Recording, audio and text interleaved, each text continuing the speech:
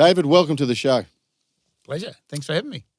In the 1980s or 1980, Lee Kuan Yew made a comment that Australia could be in danger of becoming the white trash of Asia. In the last couple of hours, on the last 24 hours, the 36 hours, we've watched and started the review of the recent budget, led by our Treasurer and supported by our Prime Minister.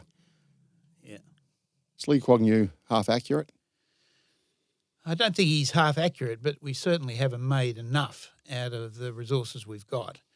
And the budget's a separate question, which is a disgrace in terms of the time in history where we are at the moment and what we need to get to do getting industry going again, in particular startups in pharma, devices, tech, etc., but all of industry. And so there's a lot to cut through here, but let's just take startups, for example. Yeah, okay. Before I go on to it, into the budget, or well, I don't really want to talk about the budget per se, but, you know, Warren Buffett's partner, Charlie Munger, he once said, show me the incentive and I'll show you the outcome. That's what he said. And look what happened in this country. You know, we're killing startups, which are the lifeblood of the new economy and the new big business. Correct. Now, you can't pick up a paper without reading about Israel. It's the startup nation. It's the best in the world, blah, blah, blah.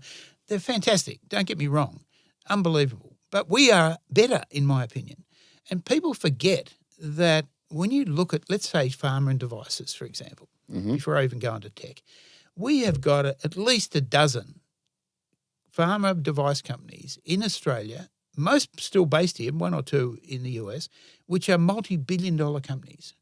Multi-billion-dollar companies. Yeah. And I'm talking about Cochlear, I'm talking about ResMed, I'm talking about ProMedicus, and I'm talking about a whole lot of new stuff that's coming through, like Telex and Clarity, which are in radiopharmaceuticals and so forth. Yes. The Americans missed this boat. Most people in the world miss this boat. We're way ahead of the pack in that sort of stuff. But when you look at the bigger companies like ResMed and Cochlear and ProMedicus, these companies are, depending on which day you look at them, $20-40 billion, bigger than any of their Israeli counterparts or American counterparts. Or whatever. Now, and my own PolyNovo, as you know, which is a wound care product, where did all this come from? It came from people like CSIRO, and in the case of PolyNovo, CSIRO invented a polymer. They didn't have a product though.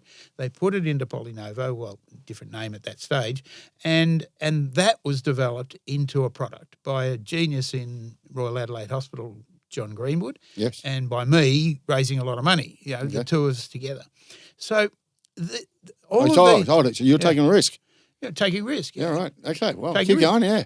Someone's got to take the risk, do you not? The company went from $10 million, messed around with this polymer for 10 years, and that's the other thing. This takes a long time. We're talking 15, 20 years before they had a product. Now it's in 700 hospitals in the US. It's in every major burns hospital, et cetera, et cetera. But when you look at all of these companies, they've all had the benefit of R&D deductions. They've had the benefit of capital gain for the founders. They've had the benefit of tax. And what does it cost us? It's cost us bugger all. Now, with these startups, of course, 90% of them fail. So what? You know, but the ones that work are going like crazy. And it's the same in tech, you know, with the Atlassian boys and so forth. We are punching so far above our weight. Now, how do we get to be punching above our weight? I mean, there's always going to be entrepreneurs, regardless of the tax system. But when you start whacking people, retrospectively or not, you know, on capital gains, on tax, on R&D, you're killing the new economy. And in the meantime, the old economy, you know, the Fords of the world and so forth, we've been usurped. We've been rolled over by the Chinese or the Koreans, or as have the Americans. So, you know, I'm very upset about the budget in terms of what it's doing to start, you know, kickstart the economy. And you'll know that I'm quite entrepreneurial myself. So absolutely. I'm not only an investment banker, but I've invested in these things myself, and some from a startup. So, yeah, I'm not happy about any of that. The other part of what Lee Kuan Yew said, but I'm not happy about, is that, you know, we've taken these positions on things like coal, on uranium.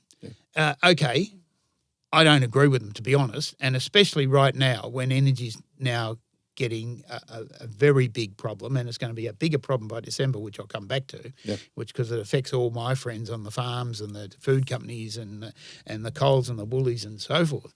But energy, okay, we're holier than thou, but it doesn't stop us from digging up the uranium and selling it to the Indians. Of course not. Or the coal, And so... And exporting gas. What have we done to save kicking a hole in the ozone layer?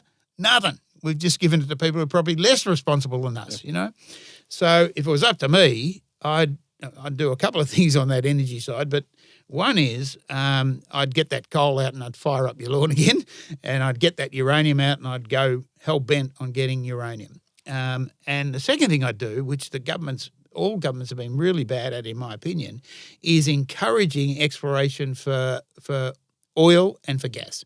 We should be the wealthiest company on this planet. Yep. But, we're just holding up not only the oil and gas, we're holding up renewables. I recently worked on something for the biggest Indigenous fund in Australia, by the way, down in northwest of Tasmania, on the windiest part of Australia, on the cleanest air part of Australia, to put up a wind farm. Oh, my God. The bureaucracy. You can't get one of these things even approved within 2 years, let alone built, And so, we've got all this red tape standing in the way. We're not – but forget about the red tape for the moment. If you have the right encouragement, and the encouragement doesn't need to be monetary, but we're talking about the budget. So the budget's a big black hole as far as I'm concerned. That's all it is, I reckon. It's taken us back 10 years. Yep. And but hold it. David, it's supposed to be intergenerational. Yeah, that's right. What a snow job that's supposed to be. But is the Australian public going to buy it? Yeah, no. Well, this is the scary part. It's really concerning. The scariest part about politics, I think, is that us fat cats, like you and me. Us first them mentality now. Yeah, but us fat cats who live within 10K of the CBD, Sydney or Melbourne, we have a certain view of life. And when I was growing up, my view of life, as far as I could see, matched everybody else's view of life. But in the last few elections, I've thought one way, and then I see everybody 10 kilometres out and further have a very different view of life. So I've misjudged it. And partly I blame COVID for that, because, kids who were getting $50 a week serving pots in a pub were then getting $200 a week for sitting on their fat ass at home so they could buy some new sneakers and T-shirts and shit like that. So, okay, I look at that as buying votes, but I got a better – I'm not very good at a judge of horseflesh, to be honest. Mm-hmm. And this started with Kennett, to be honest. I mean, when Kennett was in opposition, I thought he was an arrogant shit. And but then when he got into power, he was autocratic, but he was definite. And he made Victoria great again. And he did that in ways that I'm going to slightly go off the budget for the moment, because I think there's quite a number of things that the government can do. Okay. And one of them, I learned this lesson from Kennett, right? We need leaders that are strong, right? Definitive, but smart, not making stupid decisions. And that was Kennett. Yep. But one of the things he did, just for example, was he put together a team of people that were the CEOs of all the major companies based in Victoria. So not Woolworths, so it included, let's say, the CEO of Coles, the CEO of Ford, CEO of Microsoft in Australia. There's 20 of us. Yeah. But he committed and bonded by Victoria. Correct, only by Victoria. And he would have a breakfast every 2 months in his boardroom. There was probably 20 of us. How I got on the list, I got no idea, but I was on the list, went there for the free oranges and food. And he would come in, bound in the morning at 7 o'clock. Everybody would be there because everybody wants to tell their wife and their partner that, I'm off to see the Premier. And, of course, Jeff's the biggest larrikin you'd ever want to meet. But he'd bound in and go, right, boys, how are we today? And okay, what can we do? What do we need to do to fix the state, your business, our business? Now, a couple of things happen. First things first, the interplay, the collegial nature of those CEOs getting together. You're in the business, so this probably won't shock you, but it shocked me that most of them never talked to each other again before. No, they don't. And if I've already just mentioned a few, say, pharma companies, I don't think that Howard at Cochlear has probably talked to Mike Farrell ever. Who knows, unless they ran into each other at a Macquarie Bank conference. Yeah, exactly, at a convention. But getting those people together was just enormously powerful in terms of generating business and ideas. And it might be as simple as, say, me, when I was trying to get Polynovo into South America, I ran into a woman who runs SDI in Bayswater, Victoria. SDI is a listed company and does amalgams for teeth. It's big. Okay. It's in 60 countries. Got a massive office in Chile. So somebody introduces me to her and she goes, Dave, I'm happy to help you. Big point, isn't it? Most people are happy to help. Yeah, very happy to help. And she's also, by the way, got a warehouse over there that's half full. Okay. So she said, I'm happy to be your 3PL. I've got reg people there. I've got reg people throughout South America.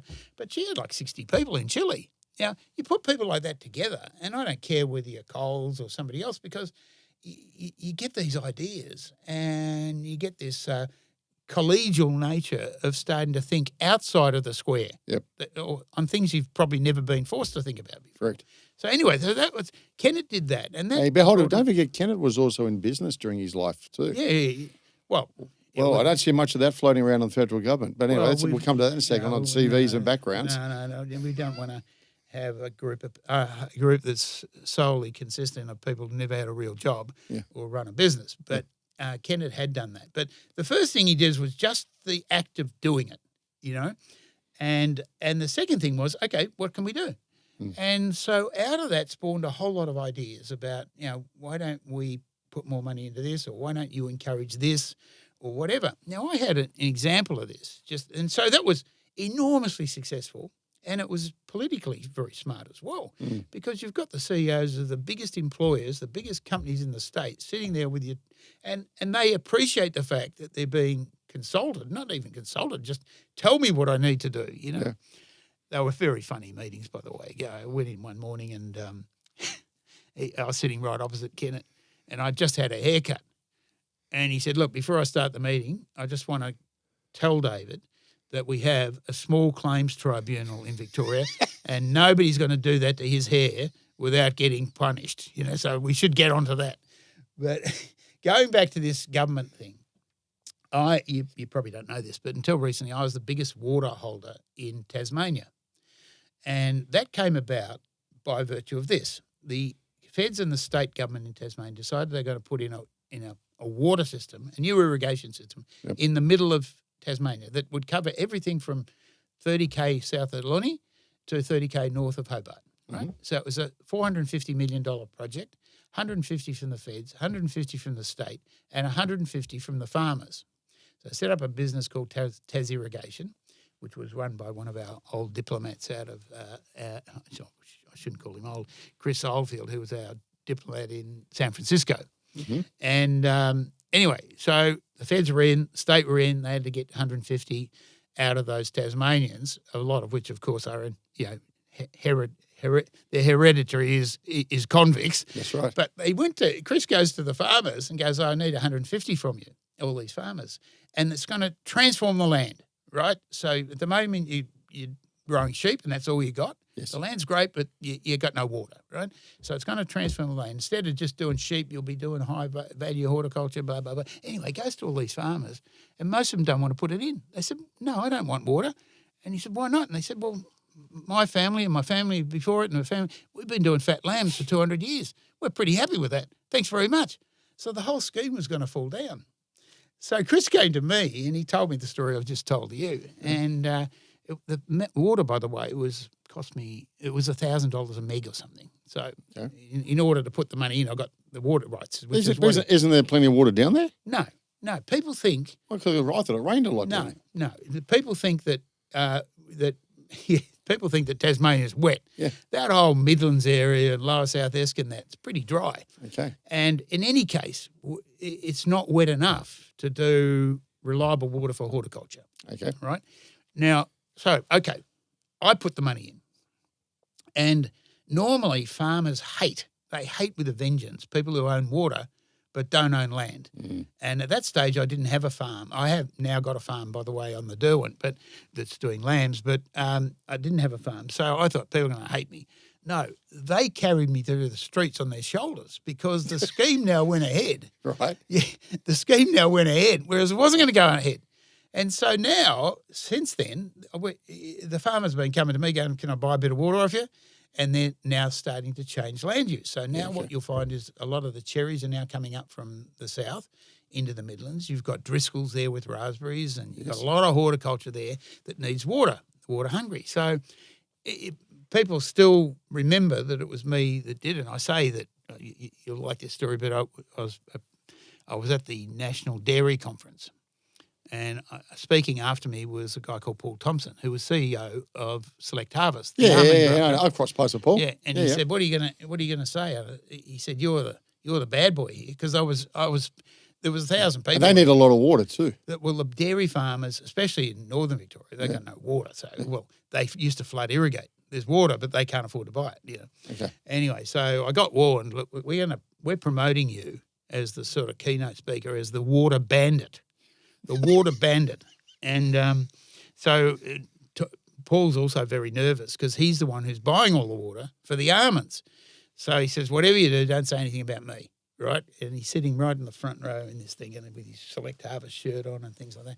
In the meantime, I thought, fuck this. Oh, I'm going to take the piss out of him. So I got my secretary to go downtown to Two Bob's shop, and she bought me 2 guns, 2 silver guns, and a bandana, and I already had my cattleman's hat, And so they introduced me as the water bandit. And I came onto the stage and I was shooting my guns and bah, bah, bah, bah. And, and I said, you weak bastards, you dairy farmers, bugger you. And bang, bang, bang. And I said, I bet you told your families this morning when you said, where you going now? You're going to go to a boring conference. No, when you go home, you're going to tell them you met the water bandit. It's me. So fuck you, that sort of thing, right? And then I saw Paul sitting there and remembered his instruction, don't mention me. And I said, listen, and by the way, I made that scheme happen in Tasmania, and they carried me through the streets of Launceston on their shoulders. If you want to blame somebody, blame that guy. And I fingered Paul Thompson, who was sliding down in his seat. So anyway, it's very funny because when he then got up after me, he said, look, before I even start, I know David said they carried him through the street on their shoulders, but I don't know if you've seen how fat he is. If they did carry him through the street, they didn't carry him very far, So anyways, so the point, I don't know why I've got off the track on this, but the point is the government's put 150 in. Yep. The feds have put 150 in. I put 150 in. So what do I want to see happen? I want to see that water getting used, and if it gets used, then the value of land's going to go up. Correct, yeah. The value of my water will go up. By the way, I'm paying $1,100 a meg at a time when it's $10,000 a meg on the Murray-Darling, so there's a lot of fat in the system, all right? Yeah. So nothing's happening. And so I went and saw the Premier and I said, listen, you need to do some business development here. You don't need to put your hand in your pocket. There's so much that the government can do without even spending a cent. So this is what you've got. You've got an agronomic department here, Department of Ag. It's got all the data on the soils and rain, and you got the water.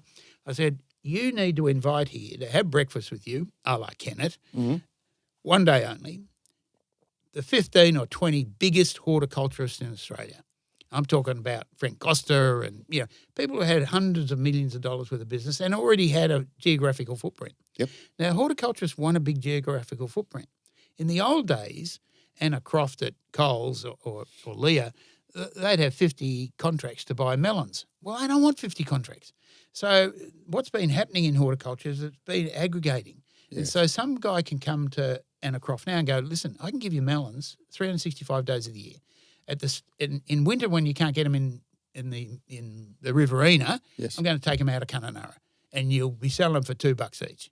And then when that's out, I'll take them out of Alice, and then I'll take them out of Emerald, and then I'll work down the coast until it's January, and they're 20 cents each. Yep. So they can get one contract, they can milk the demand curve, and they're now got the size that they can actually have people offshore, which I'll sort of come back to.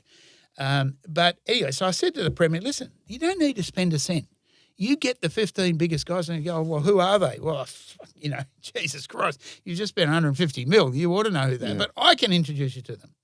Well, it's been so long, by the way, Frank Costa's now dead. You say you can wait too long, if you know what I mean. Yep. Not to be flippant about it, but I said to him, you get 15 guys down here, I can tell you, just by my own experience, 4 or 5 of them will buy land and plant straight away because they don't realise. They think like you, Greg. They say, oh, well, it's too wet or it's too cold. Or in fact, it's not neither of those things. And so now we've finally got cherries in the Midlands. We've got Driscoll down there with raspberries. There's potatoes, onions, carrots, some beautiful IP on carrots, which I'll talk about IP later in terms of food, but intellectual property in and how you then take that to the rest of the world. You don't have to just be growing here. Okay. This is also to do with startups, as you might imagine. Yep. But anyway, they didn't do it. And I just shook my head, because but it's happening. It'll happen as people, Well, slowly. why aren't they doing it? What's the roadblock? Too hard. You can talk to politicians all you like, but they won't do it. And the number of politicians I talked to about what Kennett did as a means of doing it themselves to not only promote themselves, more particularly to promote themselves, because that's how I like to sell it to them, because it's the only thing that's going to work, but they don't want to take the risk. A lot of people don't want to be in front of a businessman. You know what I mean? A lot of people don't want you should be sucking it in. Say right up front. So why isn't government partnering with business? And look, flip it the other way. Well, Where's business been too, Dave? I just put out a note recently. I reckon business has completely and utterly failed Australia in many regards. They've gone missing in action on certain things, so they should have stood up. Where is the real serious partnership? I know we got to go around the back door, have the conversations, keep a low profile to your point, because they don't want to be caught in the bunny lights and all that kind of stuff. But it's a huge opportunity to bring smart people, like you say, around the table with government and promote this country or change this country in the direction you're talking about. Yeah, look, they can get votes doing it too at the end of the day, right? 100%. But nobody wants to stick their head up. That's the first thing. And it's easier. Why?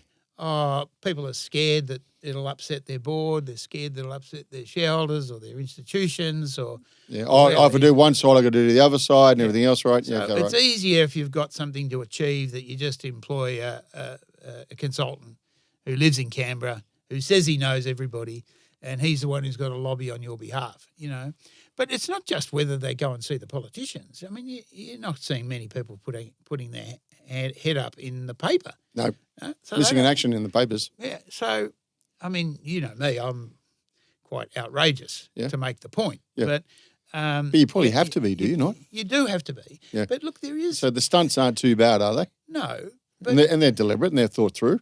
Yeah, no, well, we'll see by the end of this. We'll see by the end of this talk. Anything could come out of my mouth when you put this microphone in front of me. But no, I think you're quite right. But look, there is a lot of collaboration between the universities and people like CSIRO. Yep. And a whole lot of bodies that you wouldn't know about, like Horticultural Innovation, which has a couple $100 million a year.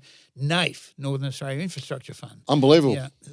Which is run by Tracy Hayes. And doing a good job from what I understand. She's great. She's kicking it out of the park. Yeah. Having said that, there's not that much up there in the Northern Territory to do. But they're supporting a lot of everything, right? 100%. Yeah. And but I think there's a risk that I'm going to jump around here. But, if just talking about the Northern Territory, I was the guest speaker recently at the Cattlemen's Association up at Broome. No 6-shooters? Yeah, that's right, yeah. Oh, my God. They all bring their wives and they all bring their cut lunches. Okay. It's great. They're fantastic people. But, one of the things I challenged them on was that there's two things. Number one, it's time to not keep farming the way your grandfather kept farming. It's time to have a day out with the family and say, what can we do to farm better and differently, to increase productivity and so forth? And aren't they thinking like that? Because they are business people. No. And it's true of our big corporate leaders as well. You're every day focused on what you have to do. Yes. That's it. Caught in the game. And you just don't have enough time. You know yourself. Yeah. You have your best thoughts when you're laying in the sun on a holiday or something, or laying in your bed asleep or something. Yeah. When you're every day on the phones and the emails and in their case, putting fertilizer on or whatever it happens to be. But when you look around and look at what has happened in the North with just odd things. So let's take Brett Blundy. So remember, the North was supposed to be The bowl, wasn't the food bowl of Asia or something? Bowl of Asia, well, what happened to that? Well, a lot of things happened to that. Labour, disease, floods, typhoons. But Brett had bras and things. That's right. He's a fantastic retailer by anybody's standards. Yeah. I don't know. He's one of the few people I don't know, but he lives in Hong Kong. But he put, I think, about $80 million into a station in the border between Western Australia and Northern Territory called Beetaloo Station. Beetaloo. He put $80 million in, and all they did was bring up groundwater. So bring it up, not for irrigation. The station's way too big for that. You bring the water up, and then you send it out on spiders, on spiders, right? Yeah. And the cattle can come from 3-5 kilometres away. They'll smell it, right?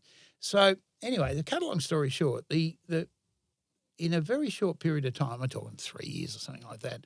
I might have the dates slightly wrong, but they went from 20,000 head to 100,000 head just by water, by 80 mil. Now, what do you think that also does to the value of the property? Because when you sell a property, one of the things you say is how many cattle can it hold? What's the or capacity? how many sheep can it hold? So there's lots of little examples like that where a lot of things could be done even by the state government, and I've said this to Tracy as well. They've got all the agronomic advice. You've got other organisations that have got satellite images of every single property in Australia, that can supply you with all this and what it should happen and what can grow and what it can't grow. That's called DAS, Digital Agricultural Services, which took all the CSIRO satellite images and if you have a farm, like I have a farm, it's in Tassie, I give them the coordinates, I just send them an email, and in 15 seconds, they'll give me a map of the farm, paddock by paddock, and it'll tell you what you should be having in each of those paddocks. So I might be growing corn. They go, that's not the best thing. For there, you need sheep. Yeah, right, okay. And so DAS is then overlaying that with all of this other data. Now, this is the sort of thing that needs to be brought to the farmers. Now, who are the investors in that? This will surprise you. IHG, the insurance company. Yeah, okay. Rabobank. Yeah, that doesn't surprise me. That part. Cargill. Yeah. Now, Well, they're the commodity traders. Yeah. But they're not getting it. What are they? Well, they're getting it investing for? longer term too, right? Of course. But so what happens is if you go to Rabo and you say, I want a $200 million loan on my property in Northern Territory, they go, give me a DAS report. Is that right? Because they can then tell from that what their risk is likely to be if they had to sell it. Like if the DAS report says, this thing's so underdone, you could double the heads and you could do this and do this, that's a different thing. Same with insurance. You want to have an insurance report, then you better know about, whether it's flooding or something. So IAG will say to you at a certain insurance Give policy, me a DAS. Give me a DAS report. Oh, right. And that report, and he's now going into the US. So once you've got that satellite image, you can overlay it with agronomic advice. You can overlay it with weather advice. You can overlay it with prices of properties so that when you give them a report, you go, look, this property is really worth about X at the moment. But if you did this or this, it might be worth more, that sort of thing. So anyway, I was up in Broome talking to these people. I said a couple of things. First of all, just as a family, you need to sit down and just say, what can we do differently? Now, all tech companies do this, right? So tech companies all have something they call a hackathon. No matter what you are, even if you're a $5 million company, $50 million, even if you're a $20 billion company, you have a hackathon. And a hackathon is, okay, you three guys who work together all day, you've got tomorrow off, but we want to see something within 24 hours about what you think we should be doing with the business, including a solution. So even in a small company where you might have 40 people, you'll get 10 different things. So you get your day off, you work together as a team on something completely different, and then you come back together again and you have a adjudicated committee like me and a few other people who go, yeah, that'll work. And so it takes people outside their comfort zone, gives them time to think about things that are new, This is what I'm sort of saying the farmers themselves should do. And the second thing I berated them about is that there's a lot of Indigenous businesses that we don't see, especially up on the Tiwi Islands. But there's a property in northern WA that's 100% owned by Indigenous people, not by a land council, by Indigenous people. The chairman of the Indigenous Investment Fund or something, and it's got, 50, 60 people, Indigenous people, working on the farm. Okay. Right? So I say to them and to the guys up at the Tiwis as well, listen, you're producing product, but you're not branding it. You can brand your product, and you could brand it with an Indigenous brand and really add value to it. And I said, and they go, you can't really brand cattle. Now, listen. Of course you can. When you and I were kids, or when 20 years ago, you go into any restaurant in Australia, you're buying a cut of meat. That's right. Not a brand. You're buying a cut. So do you want a T-bone? Yep. When I fill it. But now you can't go into any half-decent restaurant without seeing at least 3 brands. Yeah. But if you went down to Margaret's, to Neil's place, there's 10 brands down there. Yeah. And so I'll tell you what the cut is, but they're not selling a cut anymore. They're selling, Gina Reinhardt, GR1, Marble Score 5, blah, blah, blah. David Blackmore, who happens to be on my farm, so I'm just giving him a free plug. Yep. Marble Score 9+, et cetera, et cetera. So they branded beef. And I'm standing there on a stage with my bottle of water like this saying, if you can brand this, you can brand your beef, right? Yeah. So the girl comes up to me who runs her and her husband run the Aboriginal-owned station, and she said, well, we haven't been able to brand it. And I said, listen, I'm going to do you a favour. I'm going to introduce you to somebody, and you can put a brand on this, and I'll introduce somebody who'll get it into McDonald's. So who did I introduce it to? I introduced it to Matt Toll.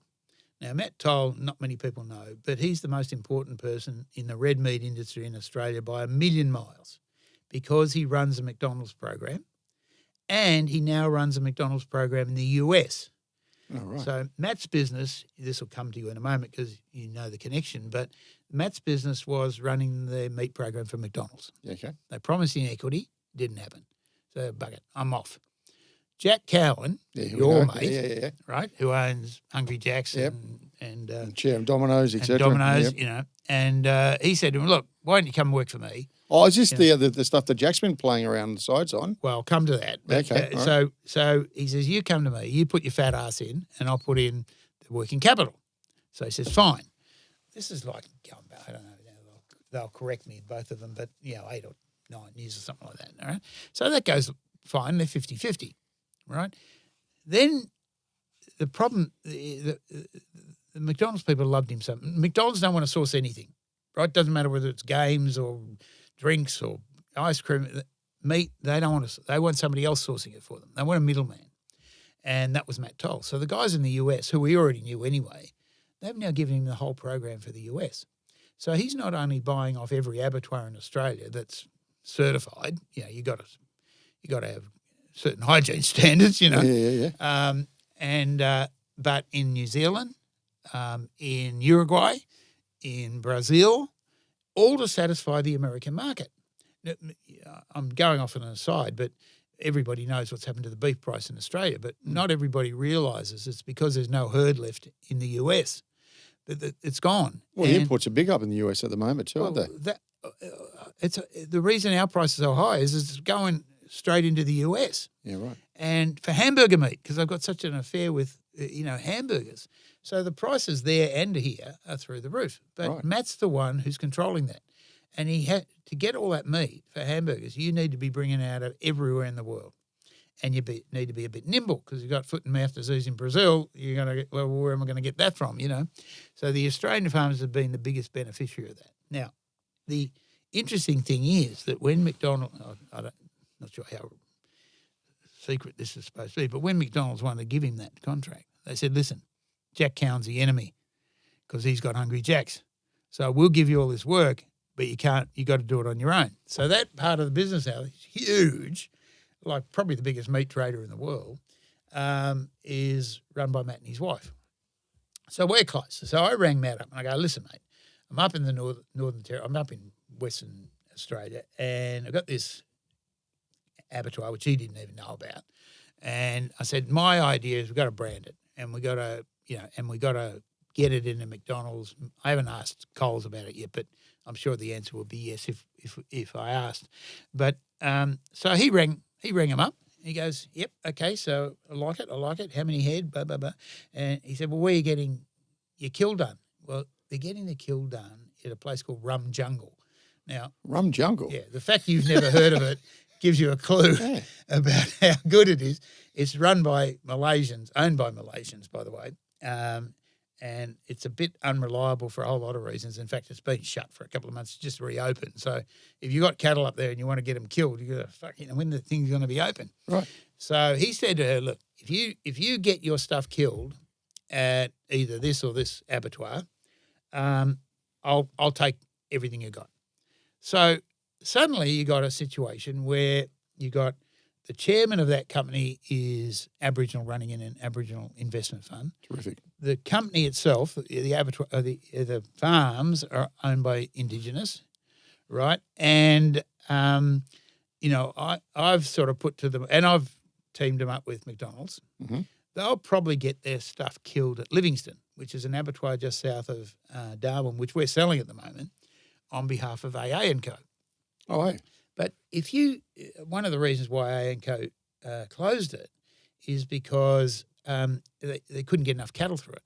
But if you're an Indigenous-owned property and you say to all of your other friends, I need this, and if you're more, say to your other friends, we got McDonald's, now you got the people's attention. Absolutely. Right? So Absolutely. you can imagine, this is how I put together deals, by the way, but you can imagine, okay, I've got those couple of pieces moving. Yeah. I then go to Tracy Hayes at NAIF.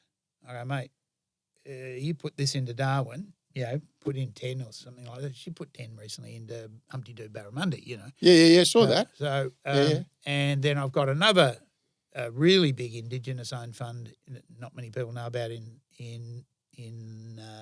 up the coast in New South Wales, and he puts in money. So suddenly you've got this confederation of McDonald's, Indigenous, etc. Now let's see where that goes. But so I'm talking outside the circle about just being proactive on a business development stage, Mm-hmm. and every day people are they're just about their business. They're not thinking outside the square. And these are not just one-offs.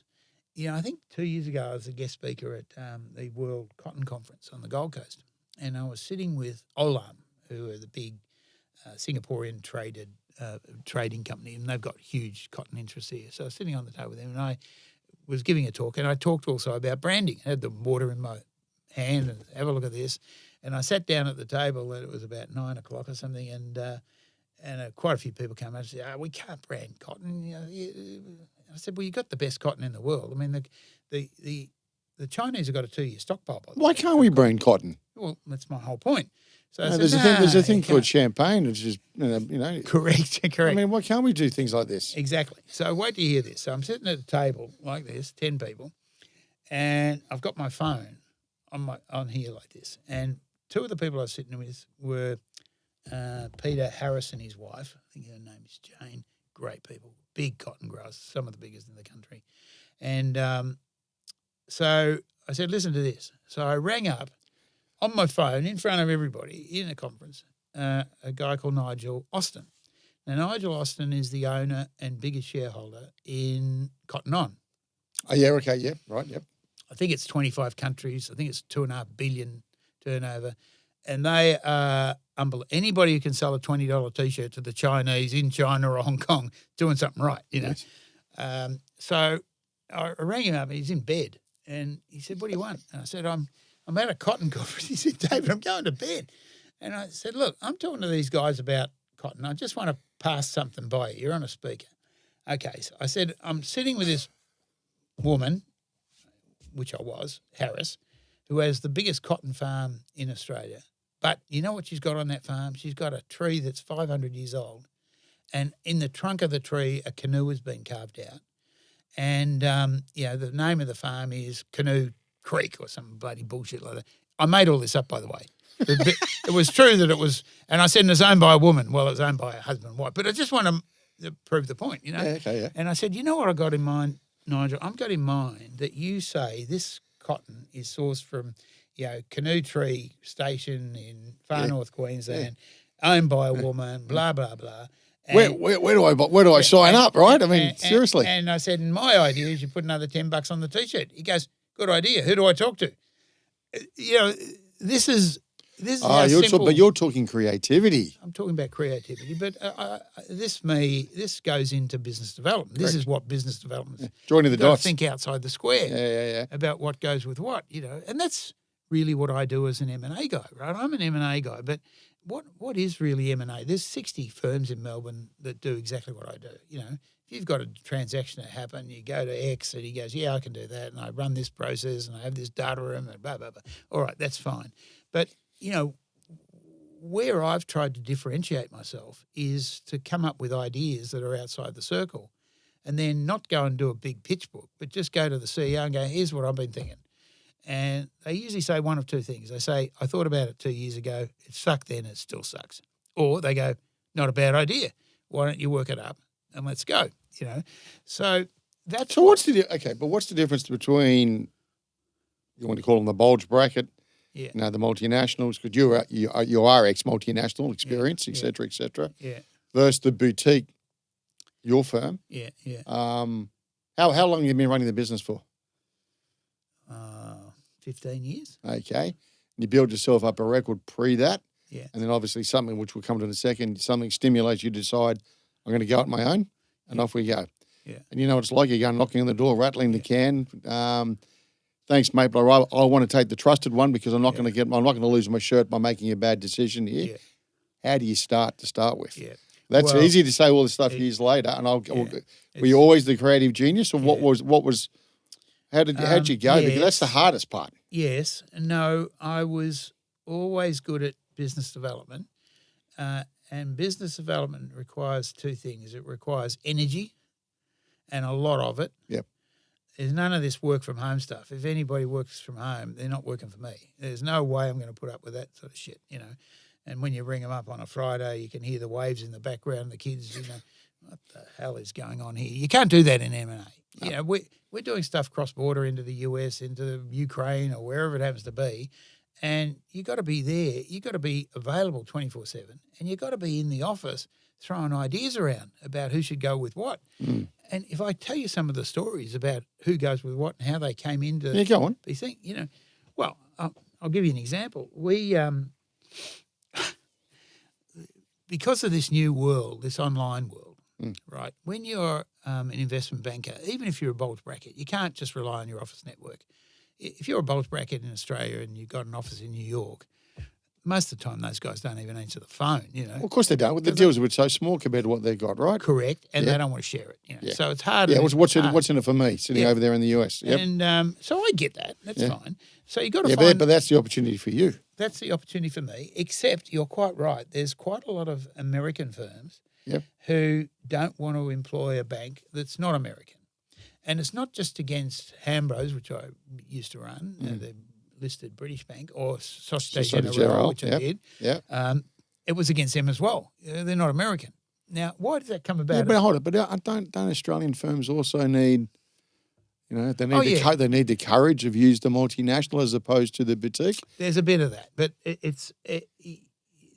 they're wedded. It's not a preference. It's not, we hate the French or we hate the Brits or the Australians.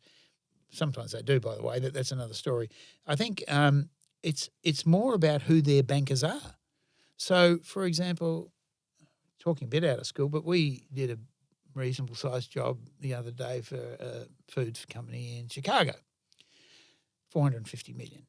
Are they buying something down this part of the world? Something here. Yeah, okay. So they want your local knowledge and insight and relationships, do they? No. They don't. So this is a company like some American companies where they run the whole M&A thing out of head office. So you're in England or Sri Lanka or whatever, we'll send the team down. Yep. They'll get it done. Yep. All right. They'll still have a banker, but it'll be a bulge bracket banker. So in this case, for example, the local CEO wanted us. He said, mate, you've got the gig and it's on. But then Chicago tries to interfere, all right? So he tells them to bugger off, all right, fair enough. But he was saying to me, mate, I might lose this battle. But the argument from head office is this: hang on a minute, you're appointing a local guy, but we've got 3 brokers, 3 bulge bracket bankers that bank us.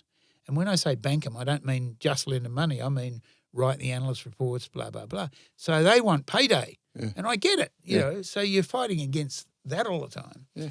And so sometimes the most you can hope is to share it, which they don't like either. But in that case, I had a CEO. He was so strong. He held the line and he won, and we did the deal. Okay. And we were successful. So it's great. But the American, you know, I was going back to the story, which is that you still need to find you've got a business here that makes these glasses. Yep. And you want to sell it. Yep. Okay. So I need to get that message out to the world without, in my case, a network, or even if you're a bulge bracket with a network, you still need to get it out to the world, to a lot of places where you don't even have an office, you know. And so there's a whole lot of, we used to call them sneaky ways of doing that. But, yeah, there's a business, for example, called Merger Market in New York that puts out a newsletter every morning and every afternoon. What, of all the transactions or potential of all transactions? the transactions in that country only. So this morning, I haven't looked at it, but I will have got one, and it's only one page, and it's cut into food, energy, IT, blah, blah, blah. And there'll be 2 or 3 things under each one. Okay. Something that's opened overnight. Normally a full transaction, but not always. It could be so-and-so's, Monsanto's decide to put this business up for sale in France, that sort of thing. Yep. But they don't report in Australia on what's happening in France unless it's got an Australian angle, right? So one of the sneaky ways of doing it when you know the journalists is because they always ask you, well, who are the buyers? So what you need to do is embed in the social media part of it the buyers with their listed company names in the country that they're in. Makes sense. And pick enough countries so that you might get into 20 newsletters the next morning. And sometimes it doesn't matter whether you get it right or not. You know, you might put in the name of a company that's already told you they're not interested, but put it in anyway. Why? Just to get it into the country, and maybe they'll think about it twice. So I was selling a very big meat business in Australia, 7 abattoirs. No, rough size?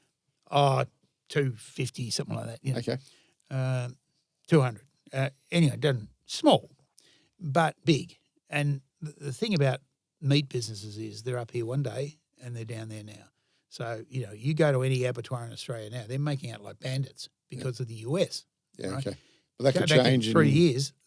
A company might be making 200 million profit this year. In 3 years, it'll be 200 million loss. Yeah. It's like all over the place. So anyway, so we get this out there. That's all right. And the countries that I put on it, the companies and therefore the country, I'm really more interested in the countries more than anything else because let's say Germany has always had a big meat industry, especially processed meats and so forth. So Germany's going to be on it. Japan should be on it because they already own a couple of abattoirs here, so et cetera, America, et cetera. So fine, out it goes.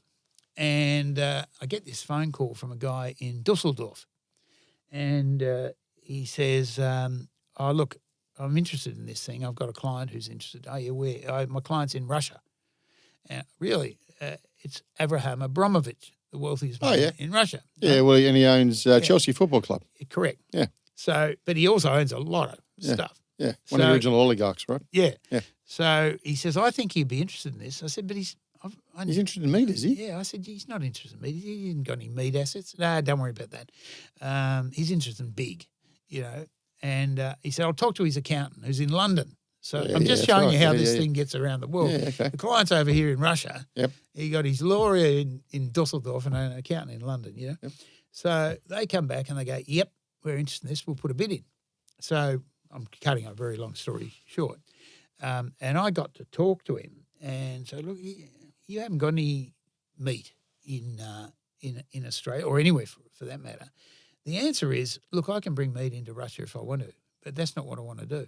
Things are always very delicate in Russia, and it's wise business practice to have big assets all around the world. Yeah, just in case someone gets shut down. Yeah. Yeah, right. So anyway, I'm sort of stepping way outside. It's the transaction's now well and truly over. So he's probably got beef coming in from Argentina or something as well, has he? No, he's got none of that. Oh, really? Yeah, and I said, well, Australia's a long way away. Have you been here before? He says, oh, yeah, I already own 4 businesses there. I go, what? Like where? I didn't know. And the world works in funny ways about where the money comes from. I'm going to give you an example about Germany and London for him, Anyways, so he was the highest bidder. And he wasn't even in the industry. And in the end, I didn't sell the business to him because he was just too slow on the due diligence. He'd come late to the party and trying to coordinate these people around the world. And I said, fuck it. You often get to this stage where you might have 20 million up, but you've got to make an assessment.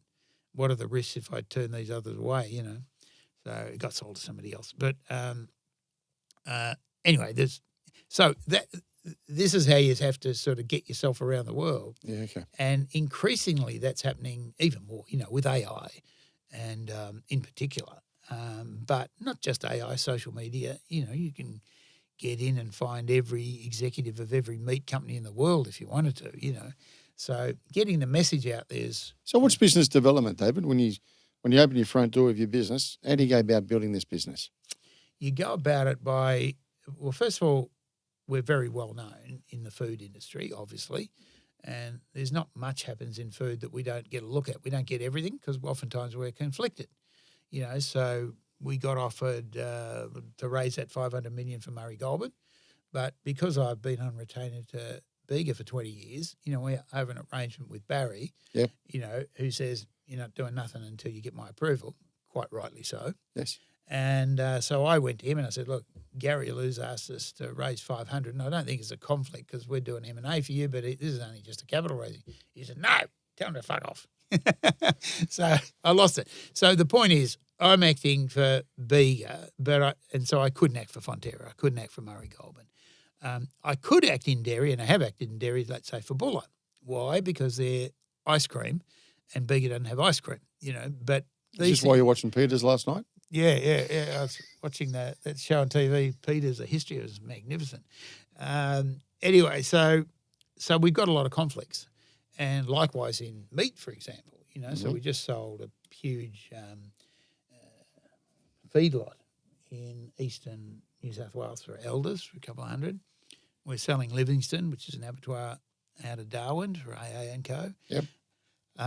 So that sort of limits you. I I probably couldn't be selling an abattoir at the same time as selling another abattoir unless it was different. So, for example, it was only beef, and somebody said to me, sell X because it's only sheep. Yep. That's a different kettle of fish. So, anyway, I won't bore you with the conflicts that I have to deal with. But I'm not interested, going back to we'll talk about the budget. We talked about it hurting this country in terms of the entrepreneurs. You're an entrepreneur. Okay, you're a banker by background. Yeah. Okay. You then go and say, right, I'm going to set up my own business, Kidder Williams. Yeah. All right. Why? You're sitting, you're working for Societe Generale. You've been working for the multinationals. I'll tell you Cut why. your teeth at ANZ Bank. You're starting to build out a bit of a brand. I'm sure a bit of a brand for yourself. Yeah.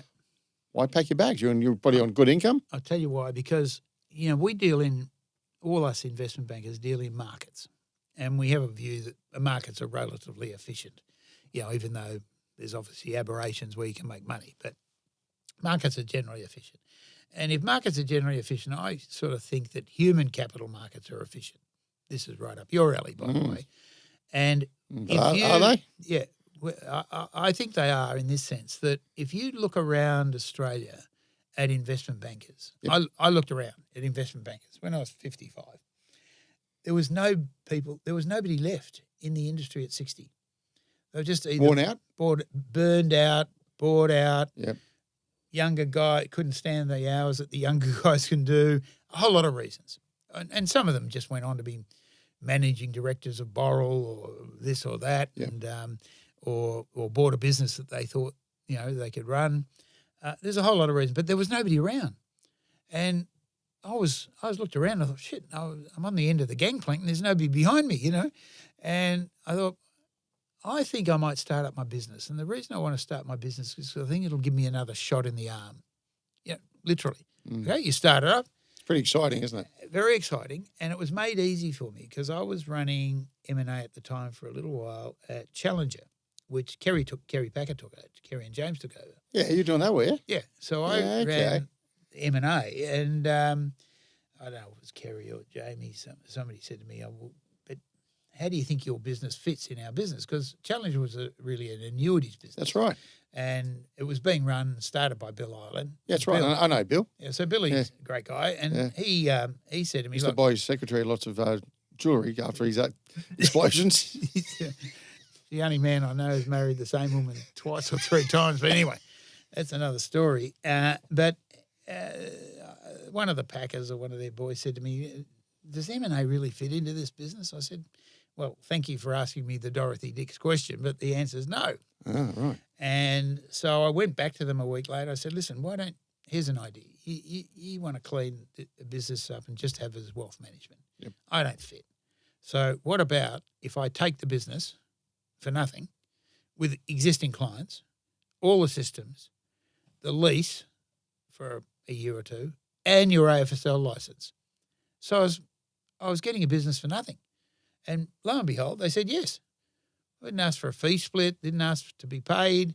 So I started with, my staff, with a lease. You're kidding, are you? The hardest part is the AFSL because you've got to go and get a license. That's right. And you don't want to be borrowing one or, waiting a year to get one, And there's all variations on licenses and, whether you can underwrite an ununderwrite broke and all that sort of stuff. So anyway, it was money for jam. I was like profitable. Why did they do it? Why'd they do it? They just wanted. Why didn't they just say, "Look, how about the first 20 million, give us half," or whatever the case is? No, they should have done that, but it was too small for them. The Challenger at the time was $1 billion or something. Good luck, mate. Take care and but a lot of people do this. People public companies are great at this, just dishing out stuff that they don't think is working. Just get rid of it. We're concentrated on this. We've made enough mistakes already.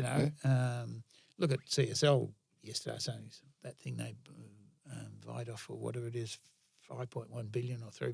Oh, it was a mistake. Big mistake. Yeah. So you can see people just turfing this sort of stuff. So when did you start up? I don't know, 25. I don't know, 2010 or something like that. All right. And did you have? Did you have a business plan? Did you have an end goal and all that kind of stuff? You're going, I was just doing I want to do what I want to do. Yeah, no, it's just like, well, I'm already doing it.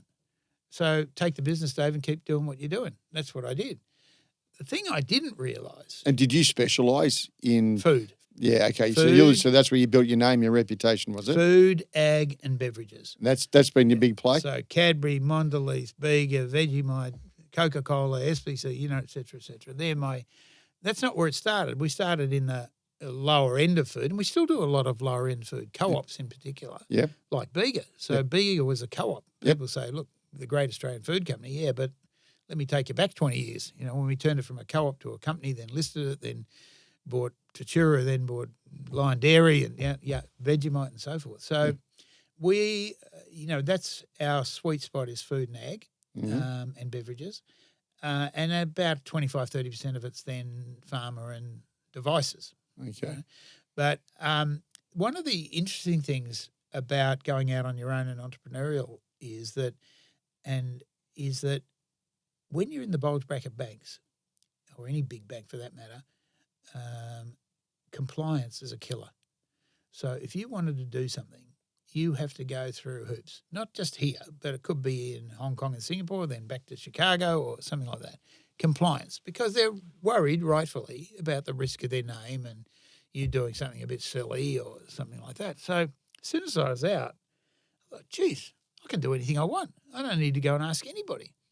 And within 3 months, one of the interesting things that happened was we were advising Tassal, the salmon company in Hobart. Yeah.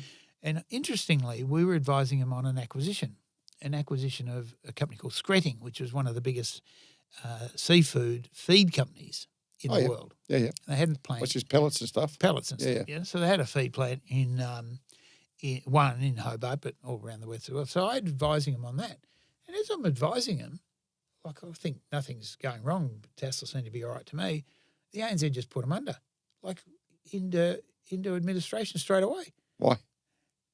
What had happened was that the fish weren't big enough to take them out of the water. So if you're growing salmon, they typically like to be in 13, 14 degree water.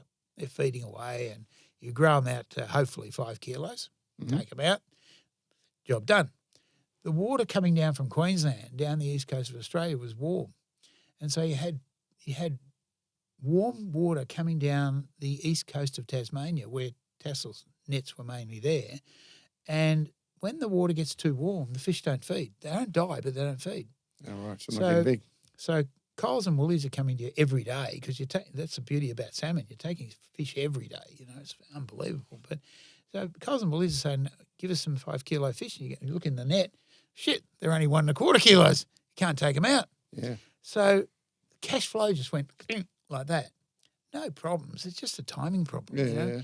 And in my opinion, ANZ Bank should never have put them under. But tell anybody who's been in VA that and you'll get a lot of friends. But, yeah, they shouldn't have been put under. I was advising them.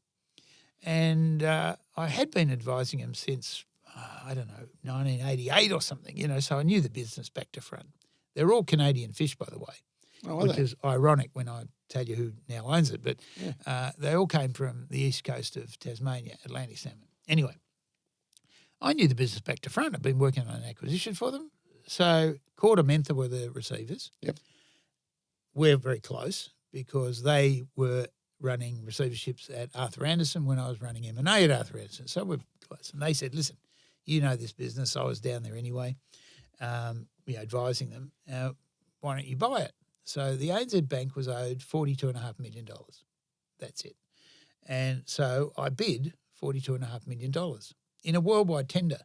But aquaculture at that time was not going well. So none of the big boys from Norway or Chile or anywhere else came. And there were only a couple of bidders and I was one of them. And at $42.5 million, I bought it at a receivership. And did you have the 42.5 million? Or I didn't have anything. So I should have prefaced this by saying that I think I knew that would be the answer. No, you don't need the money. You don't need money. I mean, people need a lot of front. Surprised. Need a lot of front. When people are listening to this, they'll see life very differently because I'm going to explain to you. But I should have prefaced it by saying that when I left Packer, I didn't put any money into the business, but I had the business. It was free and it was making money. And Bill Ireland, who'd been turfed out by Packer. That's right. He had started up a company called Mariner. That's right. And so he said to me, oh, look, why don't we do a deal? You know, I'll put in $2 million and a bit like the story I told you with Jack Cowan. I'll put in $2 million and you put in your fat ass and we'll go 50-50. So I said, no problems. So 3 months later, I agreed to buy Tassel for $42.5 million. It's in the paper. But even though Bill's my partner, I haven't spoken to him. So he's reading the AFR and he rings me one morning and goes, have we just bought a fucking salmon farm for $40 million? I go, yeah. Well, we hadn't. I just put the offer in, you know. But I said, yeah. He said, just remind me, where are we getting the $42 million from? Don't worry. This is the way I've done it. So I wrote the contract, which was I'm going to pay $42.5 million for it, subject to DD and subject to funding. So I've got a free option.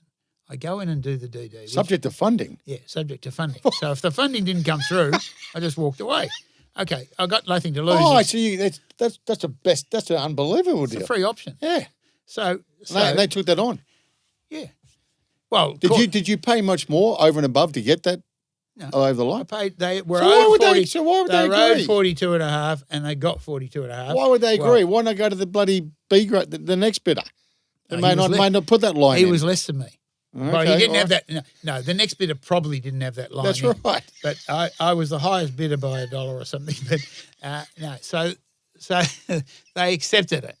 Anyways, I knew the business pretty well, and Quarter Mentha, who I know pretty well, had also done a lot of good modelling and so forth. So it didn't take me long. I could do it in a week. I could put together a bid, which I did, 42.5. The bank, believe it or not, accepts it. Okay, but only on strict conditions. And I won't bore you about, because I've done this a few times now. So it's not really my IP, but there's a lot of things you need for a bank to say, hang on a minute, you got a free option, and I've got my ass hanging out the window for 6 months. That's not going to happen. right? So you've got to give them some milestones as you go so they can pull the plug if And they they're going to want tick to. their box and everything Correct. else. Right. Yeah. Yeah, okay, right. So it could be And you know how to audit. play that. I know how to play that. So, Okay. So You still got to get the 42 mil. yeah. So okay. So And you got they, 6 months. And you got 6 months. there's a better part to this story. No, I didn't have 6. I think I probably had 3 months. But there's a better part to this story because when it was in receivership, it came up for sale. Obviously, that's how I bought it. Yeah. But the first person I got a call from was Webster's, which was a listed company in Tasmania. Yeah. And they asked me to come down and act for them to buy it because they knew I knew the industry. And Webster's had a very big salmon farm as well. Not as big as Tassel, but probably half or 2/3, you know. So I went down there and talked to the CEO and the chairman. And the chairman didn't like me. I mean, there's a thing about investment banking. If you want people to like you, get them to like you early in your career because by the end of it, there's a lot of war stories, you know. And the chairman, I'd sold a listed company to him which had apples in northern Tasmania called Clements Marshall. He's bought it by Webster's and he didn't do any DD, he just agreed to buy it and it turned out to be a dud. So he renamed the apples that were on the property Williams Curse apples, you know. So anyway, he got over that and asked me to come down and bid. And I said to him something like, it's going to cost you $500,000. So it was cheap, you know. So he said, we'll think about it. So I went back to my office. A couple of days later, he rang. He goes, nah, too expensive. We'll do it ourselves. I go, shit. All right. So then I thought, I'll go to Simplot.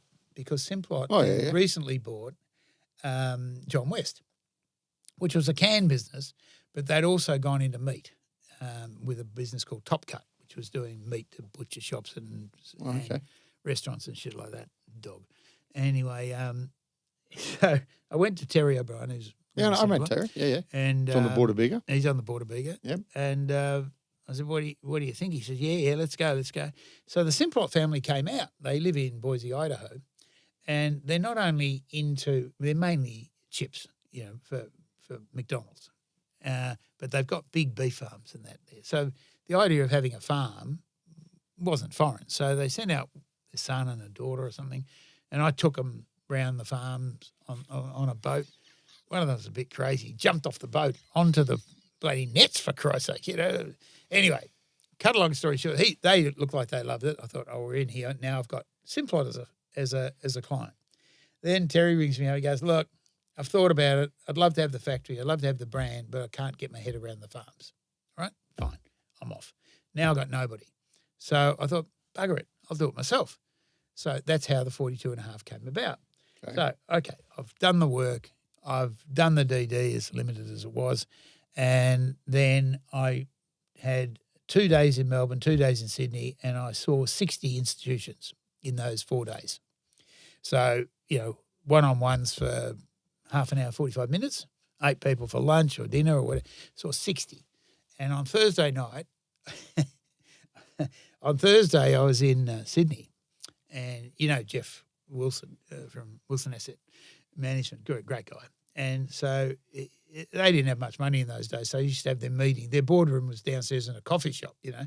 So Jeff and I go down there with somebody else, one of his other guys, and I'm giving the presentation. Well, I'm only about one sentence into it because I haven't bought it yet. I've got an option to buy it. You've got the option. I just need the money, right? That's right. So I'm one sentence into the presentation. He goes, whoa, Dave, whoa, hold up. You haven't even bought this yet, have you? And I said, no.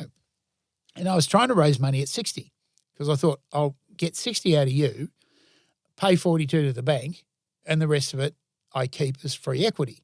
Now, I didn't take the cash on them. I just wanted the free equity.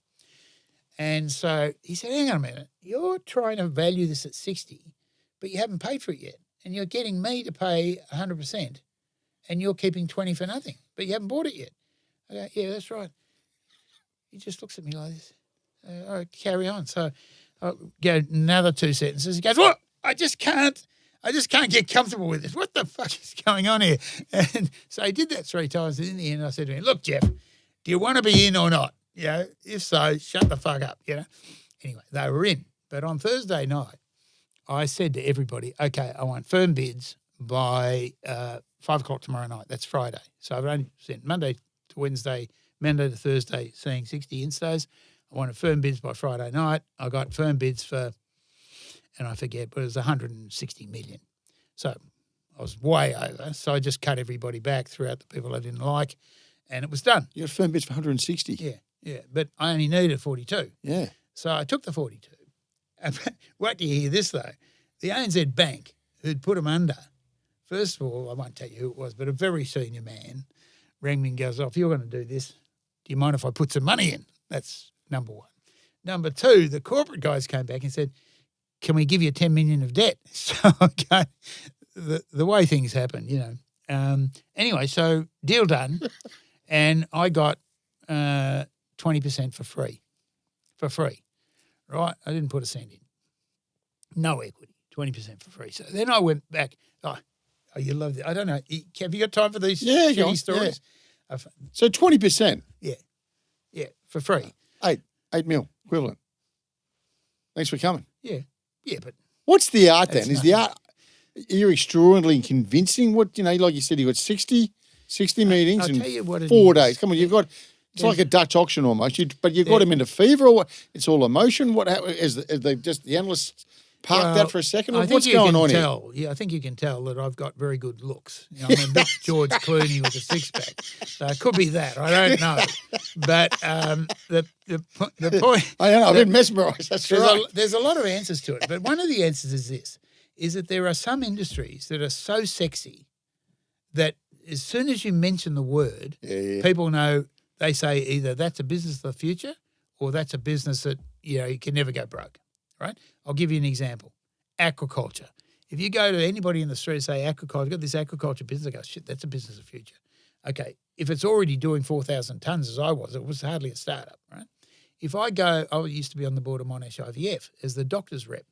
If you go into the street and go, in vitro fertilisation, mate, people know women want it and they'll pay for it. Absolutely.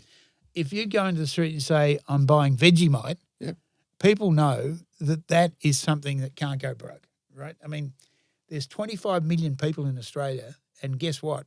Vegemite produces 25 million bottles a year. Is that right? We've all got one. We've got one, have we? It's just about, I don't care if you're an Indian taxi driver, you'll have it because your kids are getting it at school, But the funny thing about Vegemite, and I want to emphasise this because this is so important for Australian food, is it is by far and away the strongest brand in the whole of Australia. Vegemite. Stronger than anything that you could imagine from overseas. Veuve Clicquot, Coca-Cola, Pepsi, Cadbury. It's much stronger than that. And I'll tell you why. Because if Coke Peter West just leaving Coke, right? Yeah. But if you go... Good operator. Good operator. Yeah, great operator. If he goes to Leah at Coles, says, I'm putting up my... They tried this, by the way, so this is not hypothetical, but I'm putting up my Coke cans 5 cents. They go, no, you're not, as they say to most people, Yep. He goes, well, if you don't take it, I'm taking them off the shelf. Knock yourself out. Now, if you went down the street and said, what's the strongest brand in Australia, I reckon Coke would be right up there for half the people at least, whether it's a perfume or a drink or something else. There's some strong brands, right? But what happens, you take it off the shelf and Coles goes straight away to Dubai and they buy it on the grey market at 10 cents less. So you go, fuck, now I've got no business. I better just supply the way I was supplying. If you have, Coke's a bad example, but it's a good example because it's supposed to be so strong. But if you've got the ability to source on the grey market, that's bad. And so look at Chemist Warehouse. Not all, but a big chunk of that perfume used to be grey market perfume. Right. Yeah. So you're L'Oreal trying to keep the price up and they're buying it off some Greek guy at a discount, who doesn't want the same margin as you do, You do that with Vegemite. Let's fast forward. You go to Coles and go, I'm putting up the Vegemite 50 cents a jar. They're not going to be happy, but they'll say, no. And you go, well, if you don't let me put up 50 cents a jar, I'm taking it off the shelf. Bega hasn't tried this, by the way. Yeah. But you got to have it. You can't go to Dubai and buy it because there is no export market apart from some expats in London and LA, So it's so strong, it can't be beaten, And that means it's not only can't be beaten. That means it's also price sensitive, not price insensitive, I should say.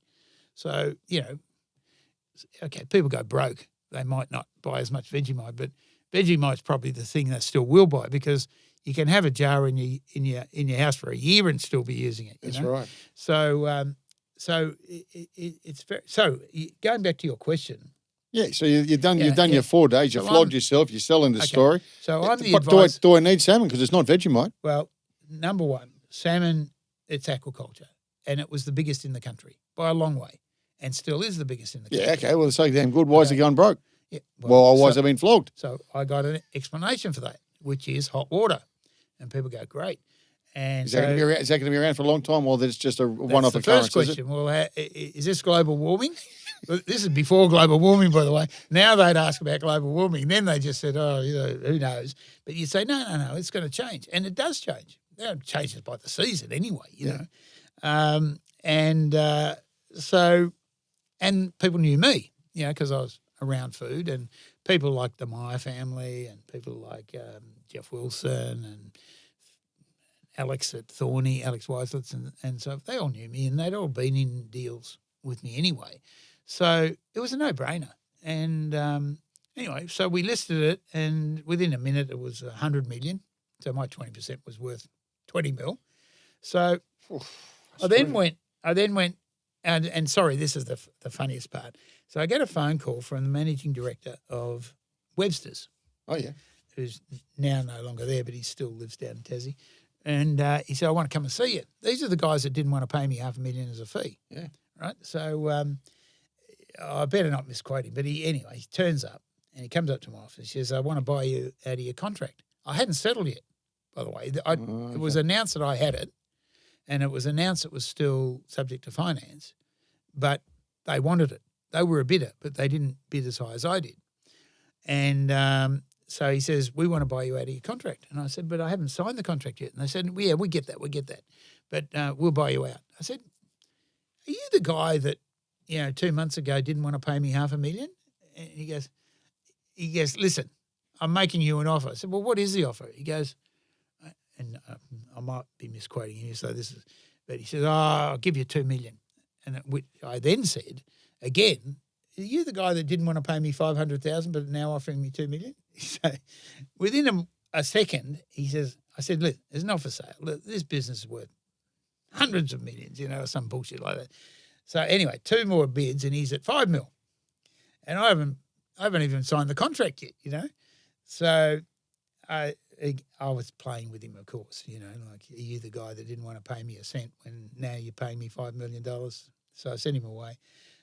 Anyway, so I then went back to them. After I'd settled, got the money, I went back to them, and I said to them, okay, you got a salmon business. It should be in my salmon business. We've got to get scale.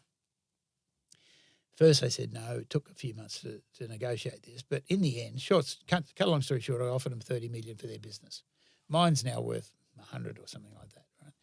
Right? Finally, they accepted it, but I did it with scrip, only shares. So I gave them $30 million in shares. Okay. And Rod Roberts, who was the chairman of Webster's, came on the board of Tassal. Okay. And they had, I don't know what it was, 20% or whatever it is of Tassal. And my 20% got diluted down to 15%. Okay. But I've a far bigger business too. Yeah, 100%. Yeah. So, and at the time it was doing 4,000 tonnes. This year, just past, I think it did 40,000 tonnes. This is unbelievable. So if you looked at the biggest, Barra guy in the country, like Humpty Doo in Darwin, they're probably doing 7,000 tonnes. Nobody knows for sure, but it's roughly that. So 40,000 tonnes is a big business. Extraordinary. So anyway, so that's how it happened. But just to close the loop on all of that, I acted as advisor to Cook's, which is probably the largest fish company in North America, based in Canada. And they've got species everywhere, all around the world.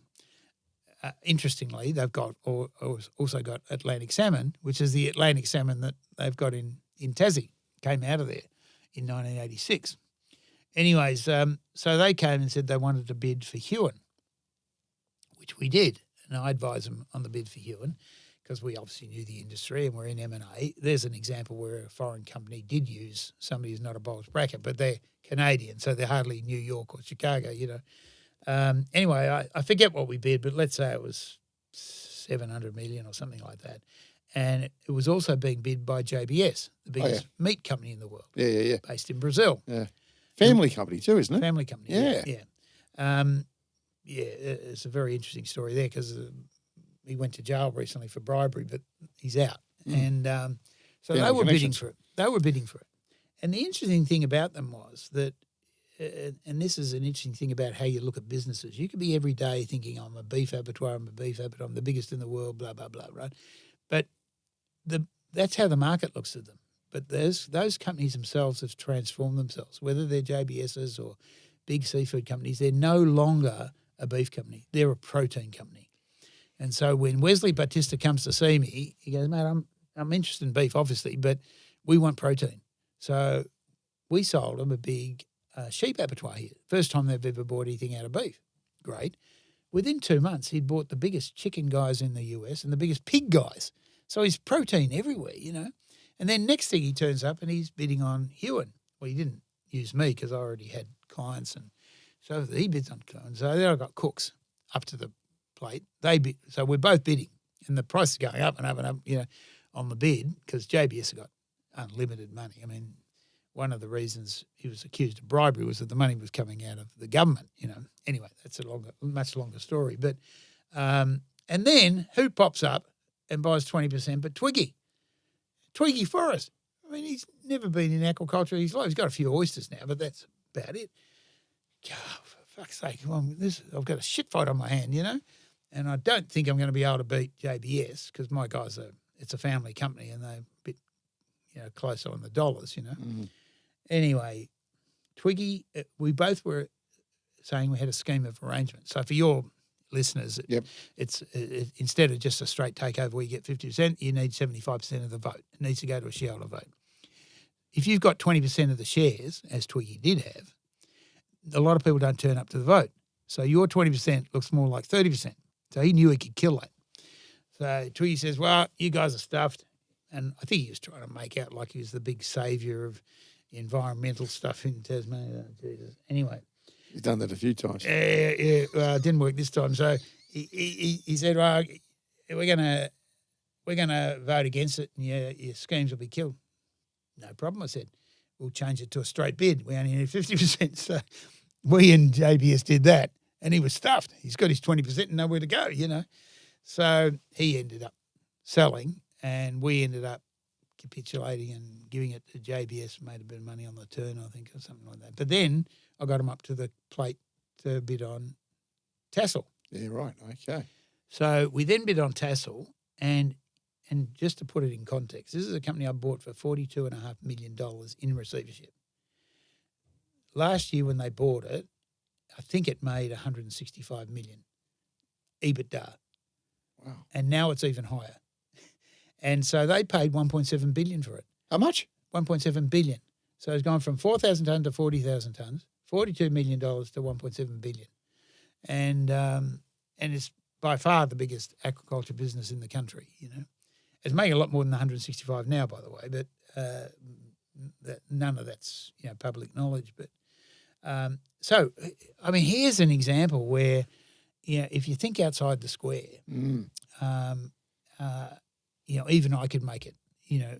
So what do? Do you give yourself space every day to think outside the square? No, I read widely, you know, and when I read, I think about, well, who would that suit or who wouldn't it suit? And the thing about M&A is a lot of people ask you, well, what does a good deal look like? You know, the fact is, as I said before, I'm just a matchmaker. I could be doing this with people, right? And if you think about it that way, what does a good person look like? Well, the answer is it depends on who you're looking for. Yeah, true. You know, so for example, you know, why did Bega buy Vegemite, for example? You know, why did and so some people are looking. I'm looking at some acquisitions. So okay, so what's the story there? Did you take that deal to Barry? So it's a very. If you're the matchmaker. Thanks for watching the No Limitations podcast, brought to you by Blenheim Partners, board and executive search firm. As a trusted advisor, we work with Australian listed groups, multinational corporations, large private companies, and social impact organisations on their most critical people choices to drive change, prepare for growth, and outperform their peers. To learn more about Blenheim Partners and Executive Search, visit our website, blenheimpartners.com. And now, back to the show. Yeah, the matchmaker, yeah. So the interesting thing was that of course, we're still acting for Bega. Yep. KKR and I think Buffett took over Heinz. Yes. Kraft Heinz. And so they put in place new managing directors around the world, one of which in Melbourne was an investment banker, a Brazilian guy, I think, forget his name. And one of the little businesses they have is a jam business. There's only 2 jam businesses in the country. So SBC had one. Used to be, they had Monbulk and I sold it for them, and then they bought another one. And they had one, but it's made in New Zealand. But nobody makes any money. So if you look at the spread section in the supermarket, you've got peanut butter, Vegemite, Capilano and other types of honey, and then jam. And they're owned by they've got a bit of work to do too, yep. Yep, they've got a bit of work. And then you've got the jams business, nobody makes any money out of it. Because our wives who like the good life, they're buying stuff out of France and England and, so the local stuff it's always struggled a bit. Okay. So SBC didn't care. They either had to close it down or buy Kraft Heinz or vice versa. So I went down to see the new CEO, who I'd met a couple of times, and I said, look, and I had Reg Weem with me. Reg at the time was CEO of SBC. He'd previously been CEO of Buller. Yes. Previously been at Blackmores. So he's got a fruit and bev pedigree and an export pedigree, because a lot of the Blackmore stuff he had his fingerprints all over getting that into Asia. And ditto, he then took over Bubs. Anyway, that's another story. Oh, that is a great story with Biden, with the president. Anyway, that's right. Biden signed it off, didn't he? Yeah, that's how it got in. So what happened 10 years ago was that Mondelez came out of a spin-off out of Kraft Heinz, where they just said, look, we're going to get rid of local brands. A bit like what you said before. Why would somebody just throw it out for nothing? Yeah, you got a board that's going, listen, we're an international food company. We want international brands. Yep. And so where does Vegemite sit in all that shit? And there's similar sorts of things in Indonesia and elsewhere, right? And so they spun it off. And what I didn't know was that there was something in the contract when they spun it off, and that's how Mondelez came about. So Mondelez had all of these brands that weren't worldwide brands, amongst other things, and like Cadbury, which is not a worldwide brand either, even though it's here, New Zealand, England, South Africa. But anyway, so I'm looking at this Vegemite, and I'm talking to this guy. I got Reg there, and I said, listen, you're not making money out of jam. We're not making money out of jam. So we don't care how it happens. We'll buy you or you can buy us. We don't care. But somebody's got to go, because we're never going to exist. He says, I agree with you 100%.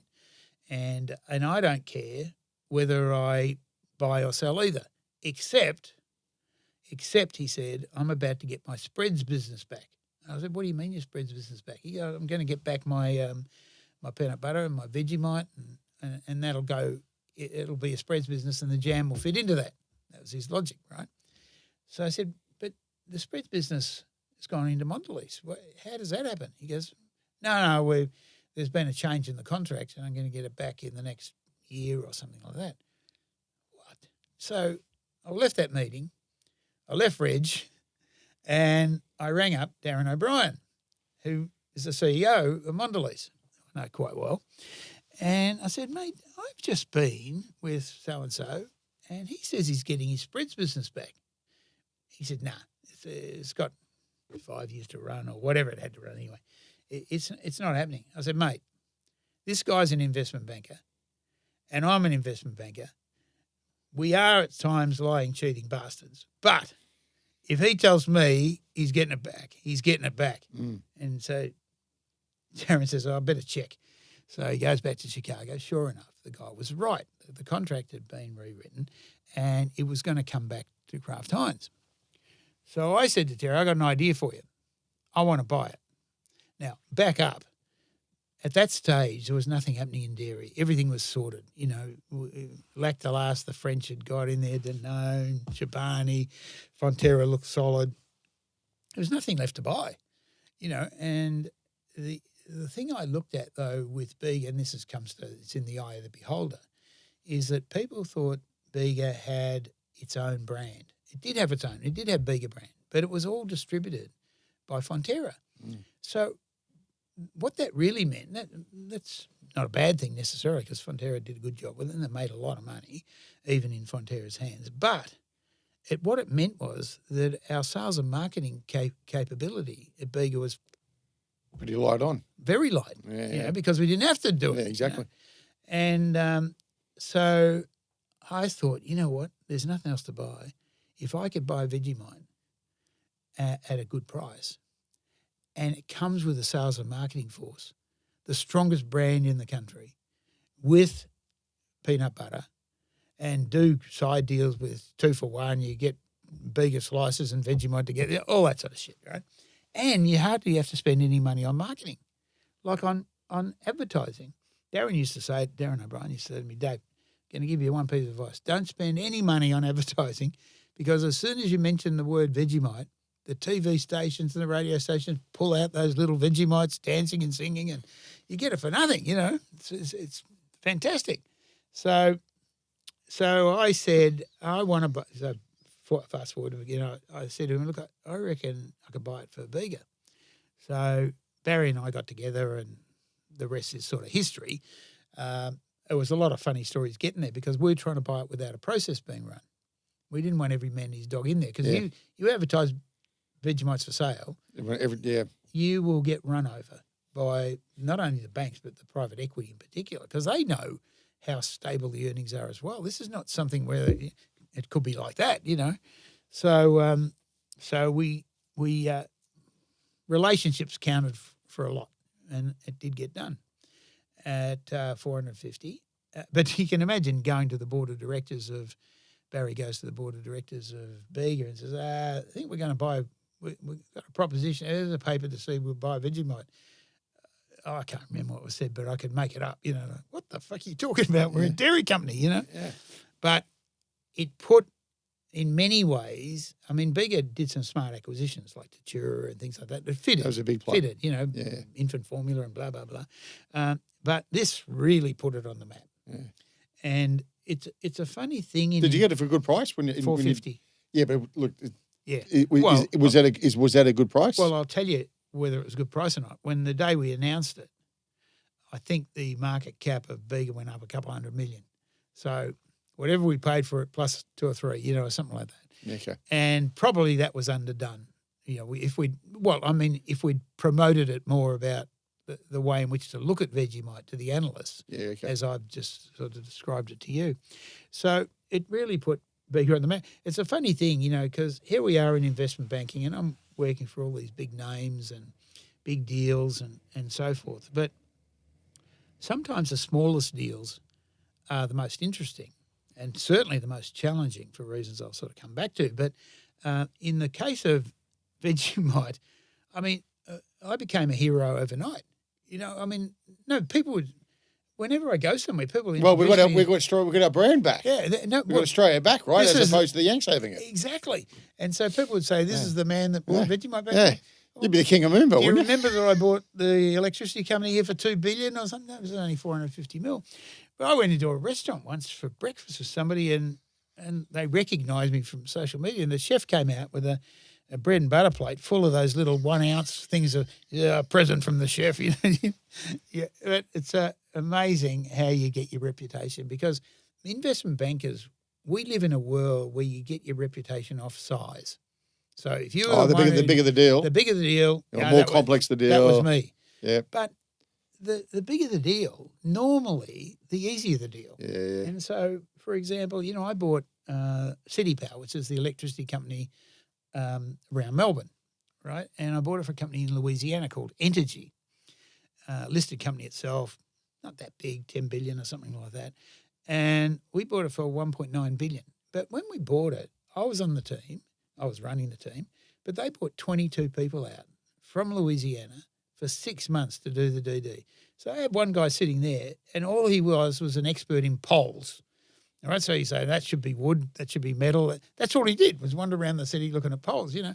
So they had a due diligence team that no investment bank could have ever done themselves, and they did most of the work. So when you're in jobs like that, you tend to be more of a traffic policeman than somebody who's, you know, rolling their sleeves up in any way, and even on the strategy side. But see, if I go down to a company, let's say you had a small company, you're an immigrant, you've been here for 20 years and you build up a company, you're 65 years old, you've put everything in it back into the company, right?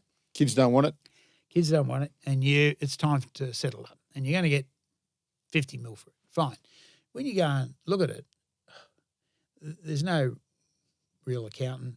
They haven't systems. done their H&S properly. You know, when I sell it, somebody will find that somebody cut off their finger 2 years ago and we didn't tell insurance.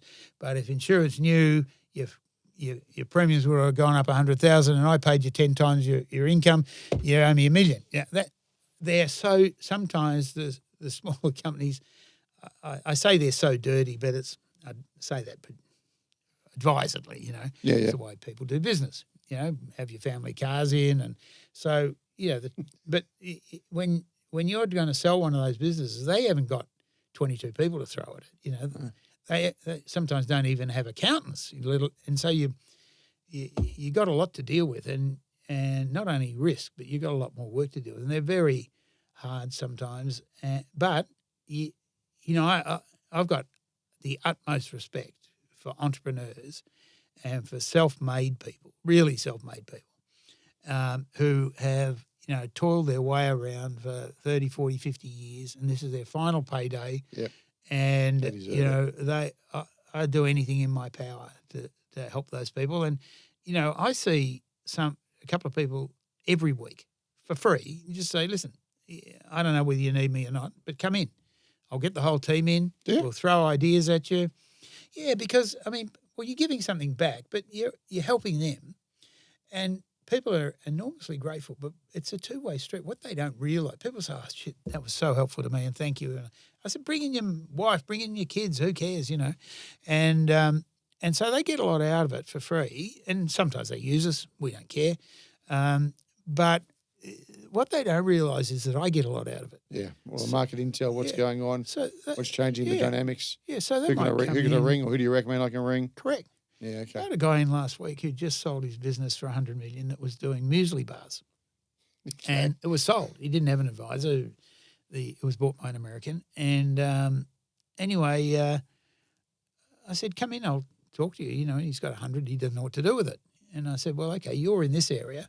So I think I know one of Murdoch's grandkids here who's got a business in frozen fruit, not in Australia, but based overseas now. I know this thing in frozen mushrooms in north of Cairns. There's little things here that you could put 5 or 10 million into and not take too much risk, where you could add value, And so, I love things like that because I've learned a lot now. So, because now I know, what he sold his business for. I know who bought it. I know, where the industry's going, and that's really important in many industries. Which blows your mind when you say, going back to early days when you sat there in that room with Kennett and none of these guys talk to each other. Yeah. You're picking up inside information all day long. 100%. Not inside, but intel all day long, right? And 100%. You're getting competitive intel as well. 100%. Yeah, it's funny. I did a job once for the biggest sugar trader in the world based in London, and they wanted to take over Pioneer Sugar or CSR or something, I forget what. So the managing director came out, a very big company. And so we're having breakfast, and I started off my normal bullshit about how good I am and, what experience I'd had in sugar and shit like that. I'm only 2 or 3 sentences into it. And he puts up his hand. He goes, David. He goes, I'm the biggest sugar trader in the world. As long as my ass points south, you're never going to teach me anything about sugar. I want you for your local knowledge and your local strategic knowledge and that's what I want. Leave the sugar to us, which is sort of interesting because normally I pride myself in getting involved some way or other in the. I feel I'm a frustrated marketer, as well. So I've always got ideas on how things should be marketed and branded, and well, as I've already told you, with cotton and other things. So anyway, I don't know what the question was. I've gone about 15 miles down a one-way street, I think. No, we're talking about the inside information, when you said with Cannet and all that, yeah, and the lack of it. And here you are now suddenly you've got a deal 100%. going on in sugar. Well, yeah, and think about it this way, though. People are paying me a lot of money, a bit like the sugar one. Oh, no, went back to the story when you said people used to come into I have all the time in the world for entrepreneurs. Yeah, I love it. And people come in and I'm going to back them, at least listen to their story. 100%. And you'll do something for free, blah, blah, blah, a couple of days a week. Yeah, 100%. Look, one of the things I notice, this won't surprise you, is if I go to see a top 200 company in Melbourne or Sydney with an idea, I mean, a lot of them I know, so I get a good hearing, there's no problems. And they like seeing me because I don't come with a 60-page bit book. I come with an idea and I go, this is what I'm thinking, this is how we could do it. And as I said before, they either love it or they don't, right? But when you go and talk to people in the big end, what's your percentage? What's your percent? Not your billing. I don't want to know that. What's your percentage? What's your hit rate on these ideas? Pretty good, probably 30%. And that's a pretty decent hit rate, right? Yeah. Well, if we so it means it's pretty original. Yeah, it's got to be original. You're wasting your time, and sometimes you think it's original, but they thought about it 2 years ago. Yeah, okay. I could have easily gone to Barry and said, "What about Vegemite?" He goes, "We thought about that. Nah, it won't fit." But normally the originality's fine, and it's usually not killed by that. It'll be killed by the board doesn't want to do anything at the moment. We can't get the money. Yep. The equity market wants us. Perpetual wants us to not make any acquisitions till we get the ship. There's all that sort of stuff. So but the interesting thing is, think about it this way: somebody's paying me a lot of money to learn about their business. So I go to do a sugar job. He doesn't want me. Look, I mean, I just sold Mackay sugar to some Germans. I'm selling Bundaberg sugar at the moment to some Belgians. We've got plenty of experience, but he doesn't want that. He wants, and so I get to see his business from the inside while being paid, and it's a different business. Everybody's got slightly different nuances and so forth, so you learn a lot. But why do I come to you? Well, I know you come. You maybe build a relationship, got a bit of a name, but I've got Goldman's, I've got JP's, I've got Morgan's, I've got But I've got another new one, Baron Joey, which came out of similar type thing. Guys getting together, got sick of the bulge, came together, and said we can shake this market up. Yeah. And then I go to David. Why do I go to David and his team? They come from all different sorts of directions. Probably half of them come because they know of us, because we're in the press all the time. And for example, we sold the largest cherry farm in New Zealand 2 weeks ago. Well, it gets in the press. Guess who's ringing up? All the big cherry farmers here, or a horticulturist here, or somebody else in New Zealand. So they come to us because they know about us. Yeah. And then, but when you get down into the smaller firms, like a firm that's only worth 50 or 100, and it's an entrepreneur, he probably doesn't even know who Goldman's are, let alone us. You know what I mean? Correct. So sometimes it'll come, if I said 50% comes from, people know us, and probably 30% comes from people who recommend us. If you're thinking about doing that, go see David, and sometimes that'll come from a big end of town corporate. So somebody will say, I've got a muesli bar business, I want to sell it to Cadbury.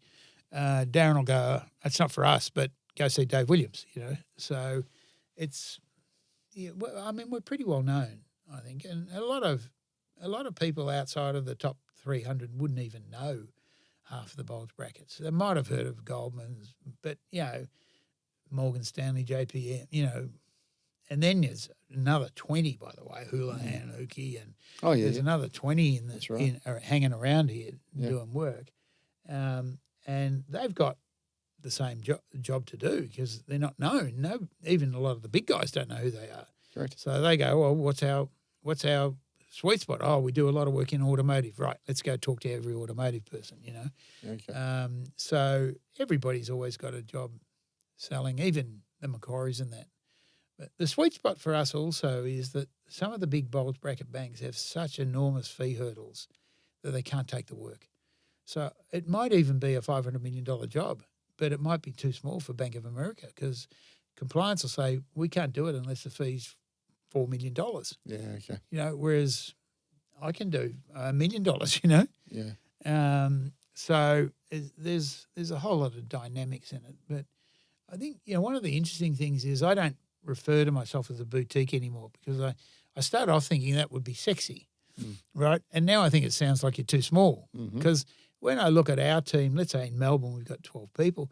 Well, as I said, there's probably 60 teams in Melbourne. I reckon 40 of them would be less than 8, Yeah. Yep. So small is good. At any one time we would have 12 jobs on the go. And because it's in food and ag, we're everywhere. So we're in Tiwi Islands, we're in Darwin, we're in Bundaberg, we're in Hobart, we're in Fremantle. And so you're all over the place, and the bowls brackets don't go to those places.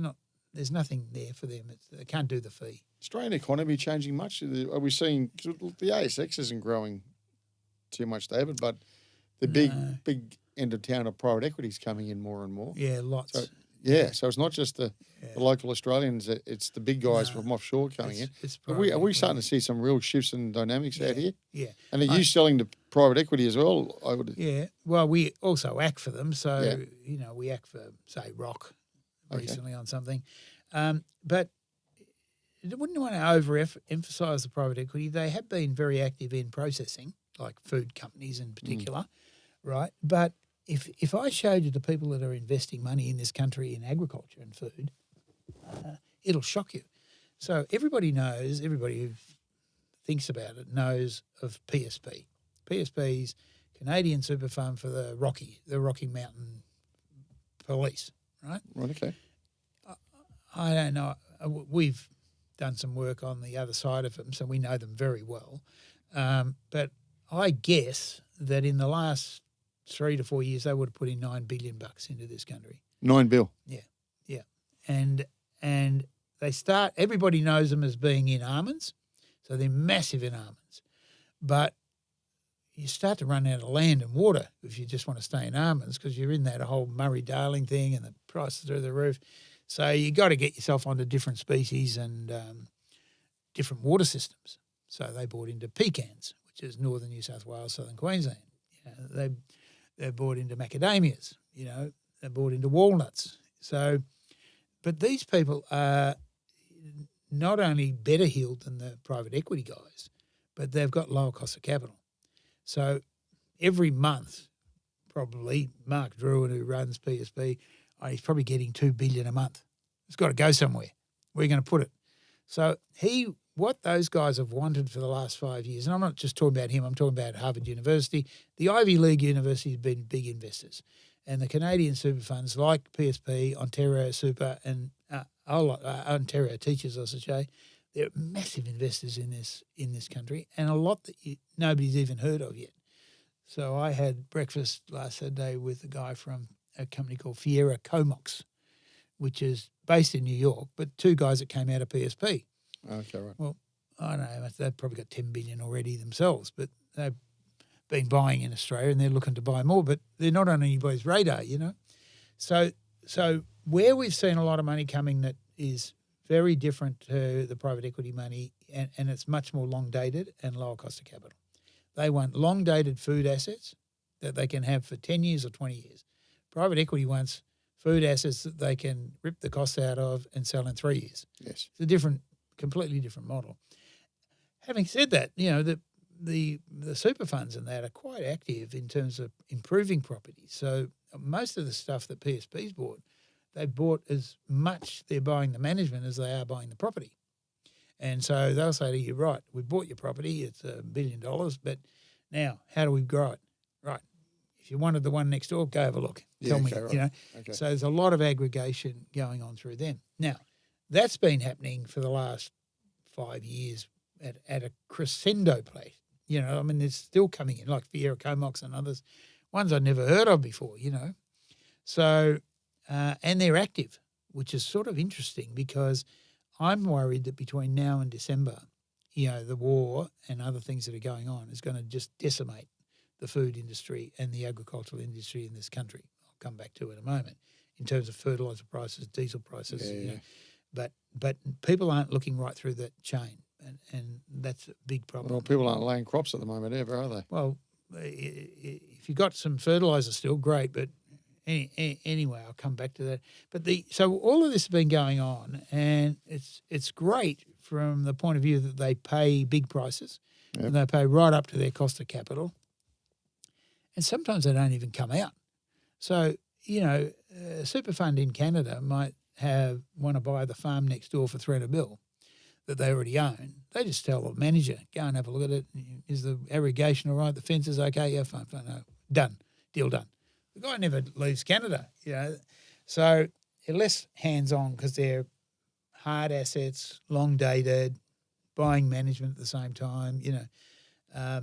But what's happened in the last little while is we're now seeing money coming from all over the place that we Just on that, FIRB not getting involved? Yeah, FIRB's definitely involved, but they're not going to give you any problems with Canadians or Americans. Okay, you know. yeah, all right. Chinese, Different still story. got issues. Yeah, you know. okay. And I mean, people at the FIRB tell me that you know they've got big turnaround now. They can do something in 6 weeks, and well, I ain't seen that on any Chinese deal.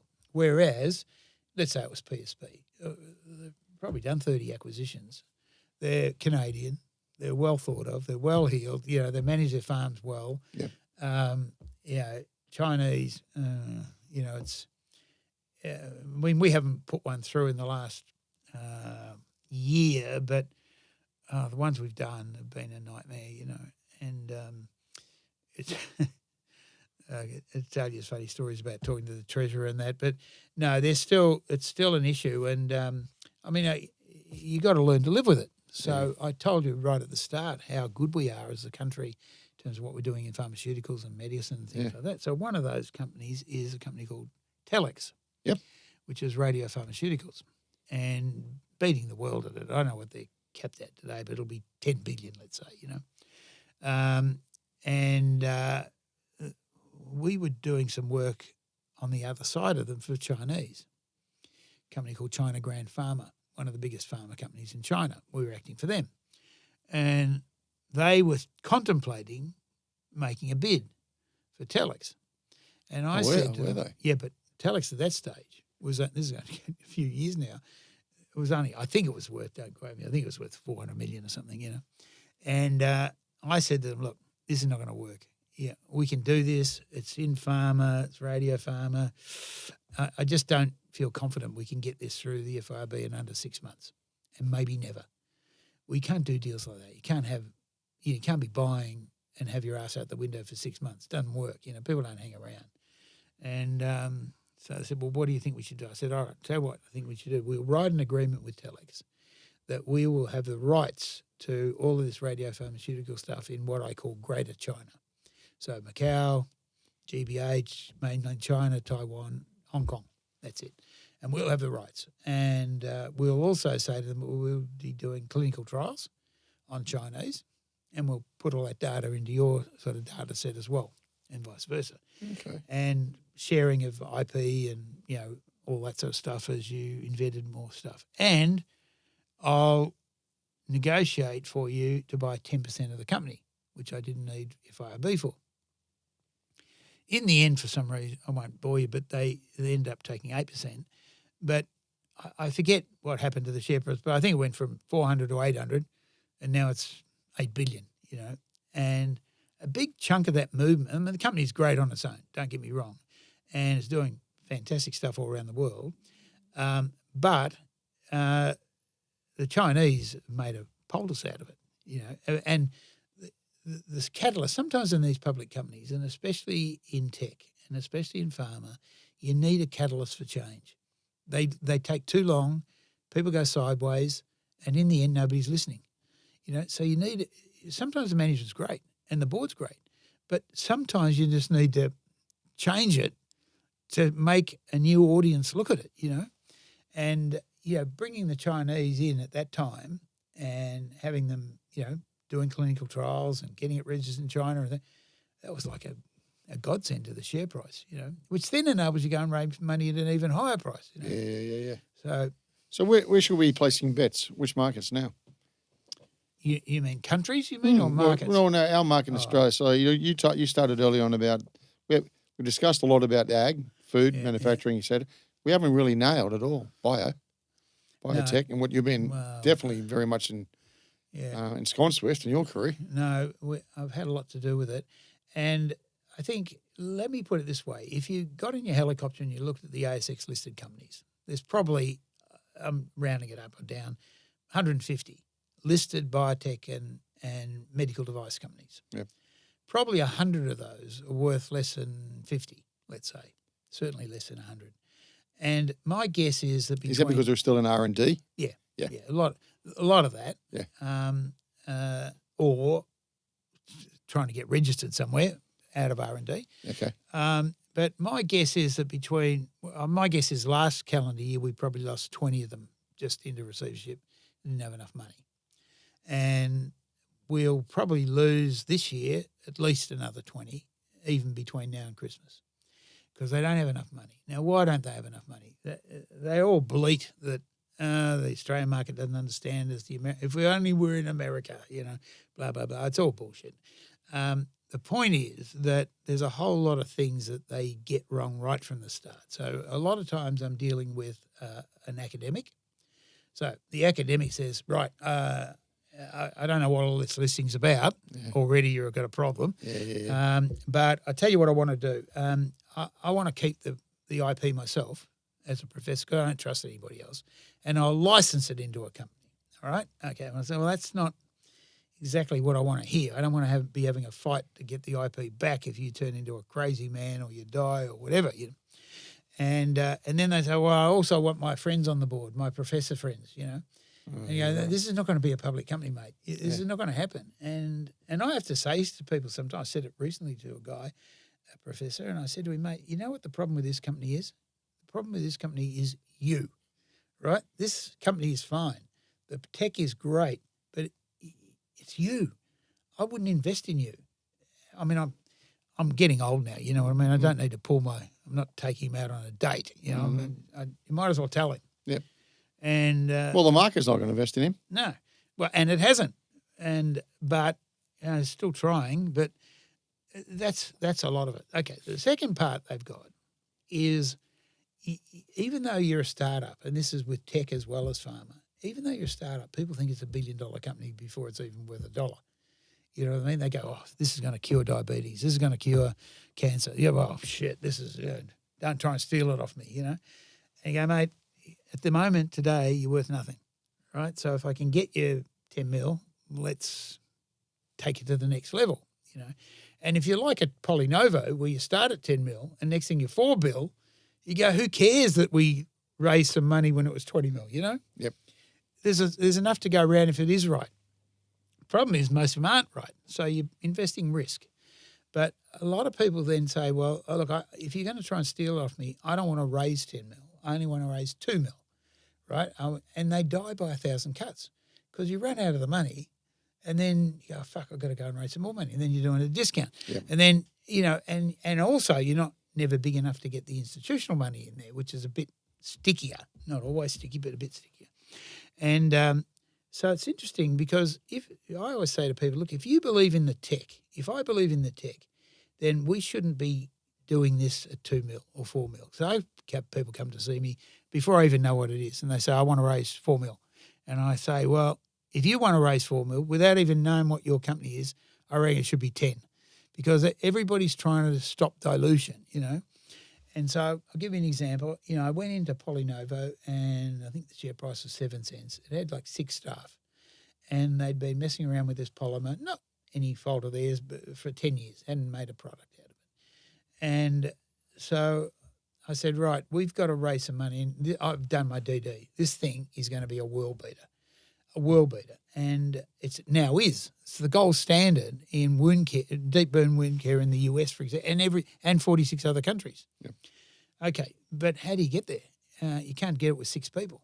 So I went out and raised, and I think it was something like $14 million at a price that was roughly the market. And I use that to put on something like 22 more Are you staff. dipping a lot in your own?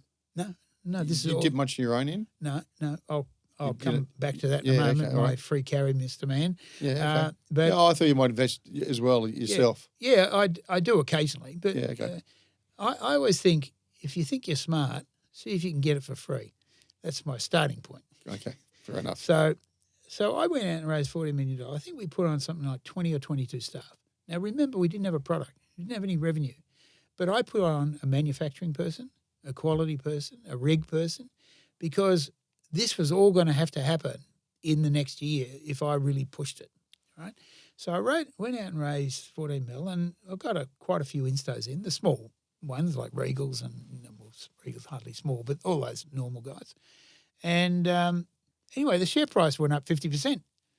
And the reason was because people said, oh, Williams has done the DD, not that I can walk on water, but he's done the DD and he's going to have a dip. We're going to have a go at this. We're not going to die wondering. So my attitude is, if you really think the tech works, let's crash or crash through, because otherwise you won't give it the best shot. Yeah, you'll leave something on the table. It'll happen too quick, too slowly.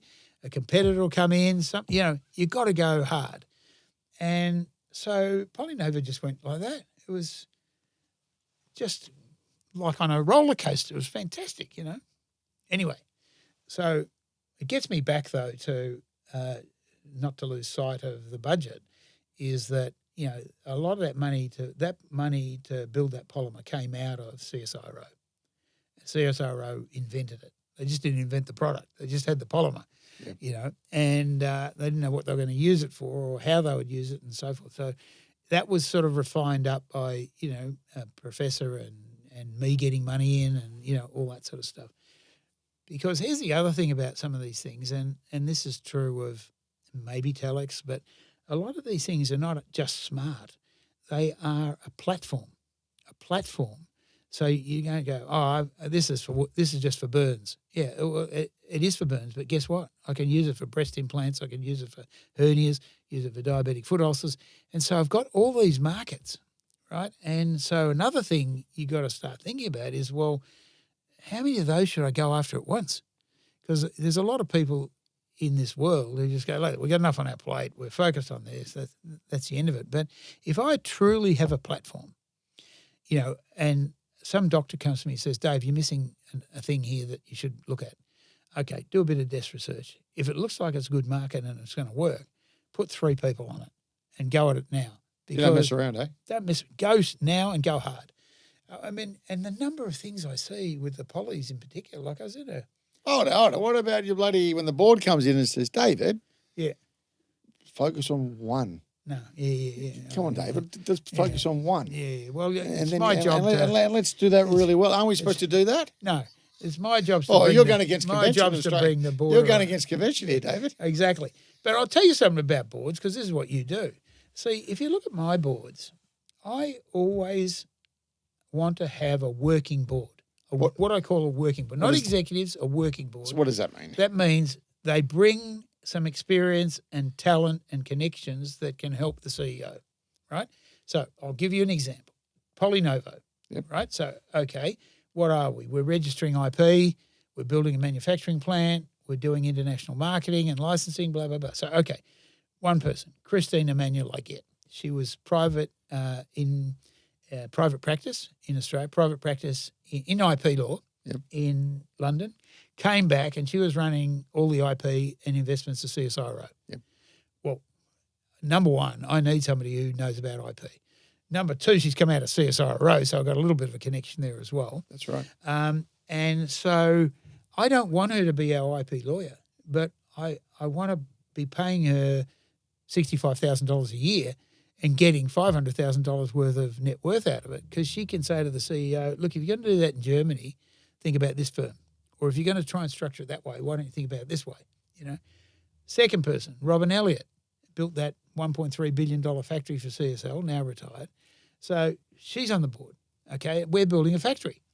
And even though she's at the top end of town in terms of how you build factories, the same principles. Yeah. So she'll drop in on her way to her, $750,000 job to see our factory build on the way to work. and she's getting her 65,000. So I'm getting value for money, but I'm getting value for money. I mean, I'm not trying to rip people off. I'm just saying you can get really deep experience that where you don't need to do it yourself. You know? Why are they joining? Everybody wants to be on a board. Now, there's all this bullshit about it's so risky. It's so yeah, fine. Yeah, you put a board position up, and every man his dog comes running.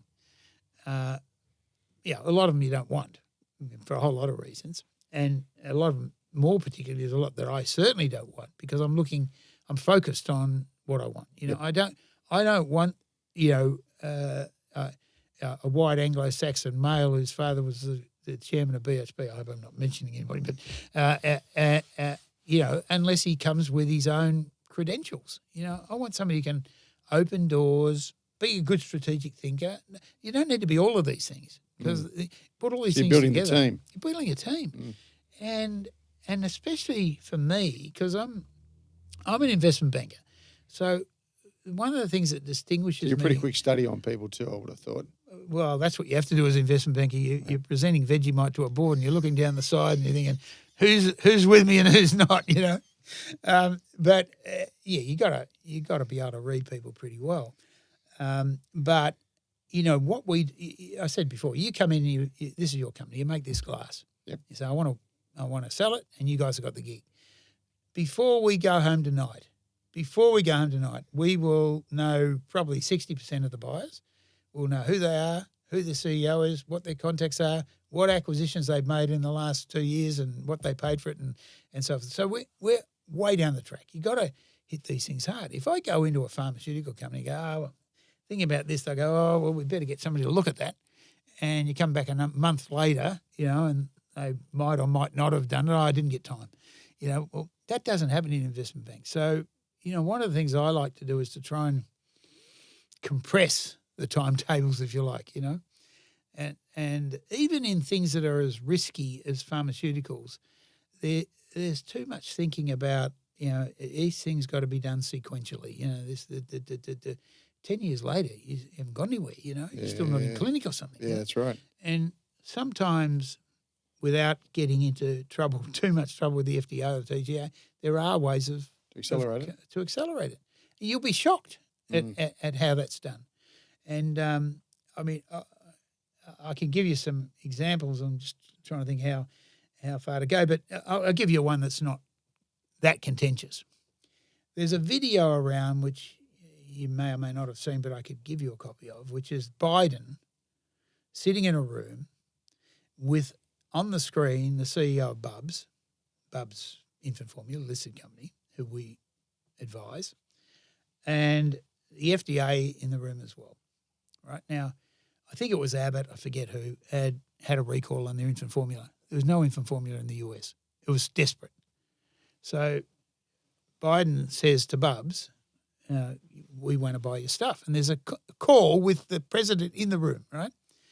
And so Christie goes, well, you can, but we're not registered with the FDA because with infant formula, it's not just milk. There's minerals and other shit that goes into it.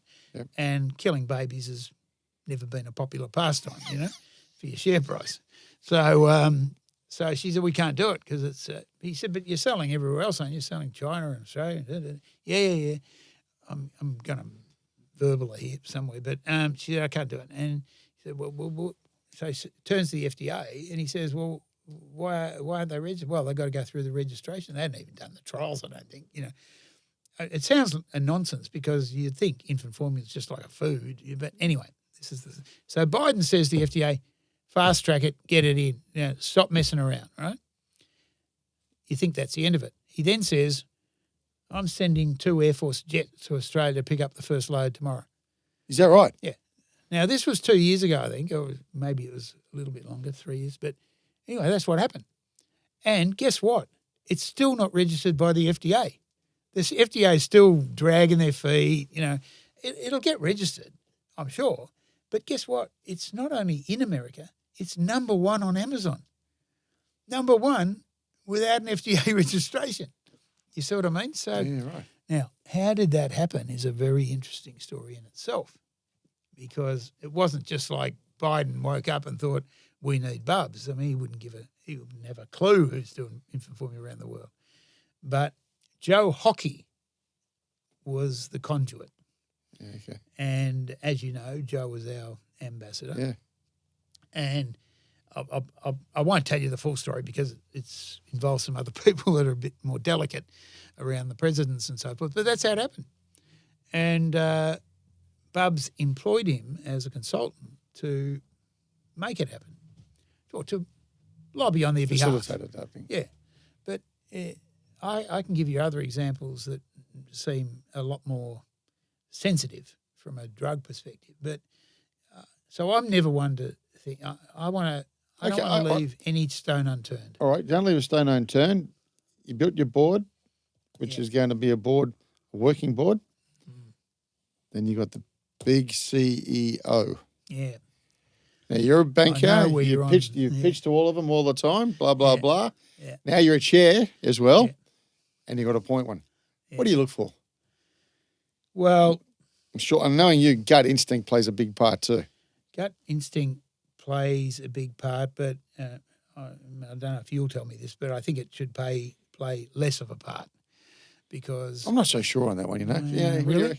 I think one of the problems that I have, and I'm sure a lot of people have, is that they're not rigorous enough in understanding what they need for the business. I agree on that. And there are businesses that, okay, I'll give you an example, and this might be one you're involved in, but it's public.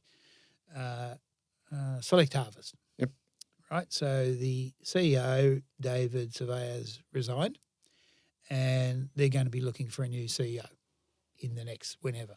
Right now, I know that company back to front because I went in to help fix it 30 years ago on behalf of the ANZ Bank when it was worth nothing, and it produced snail pellets.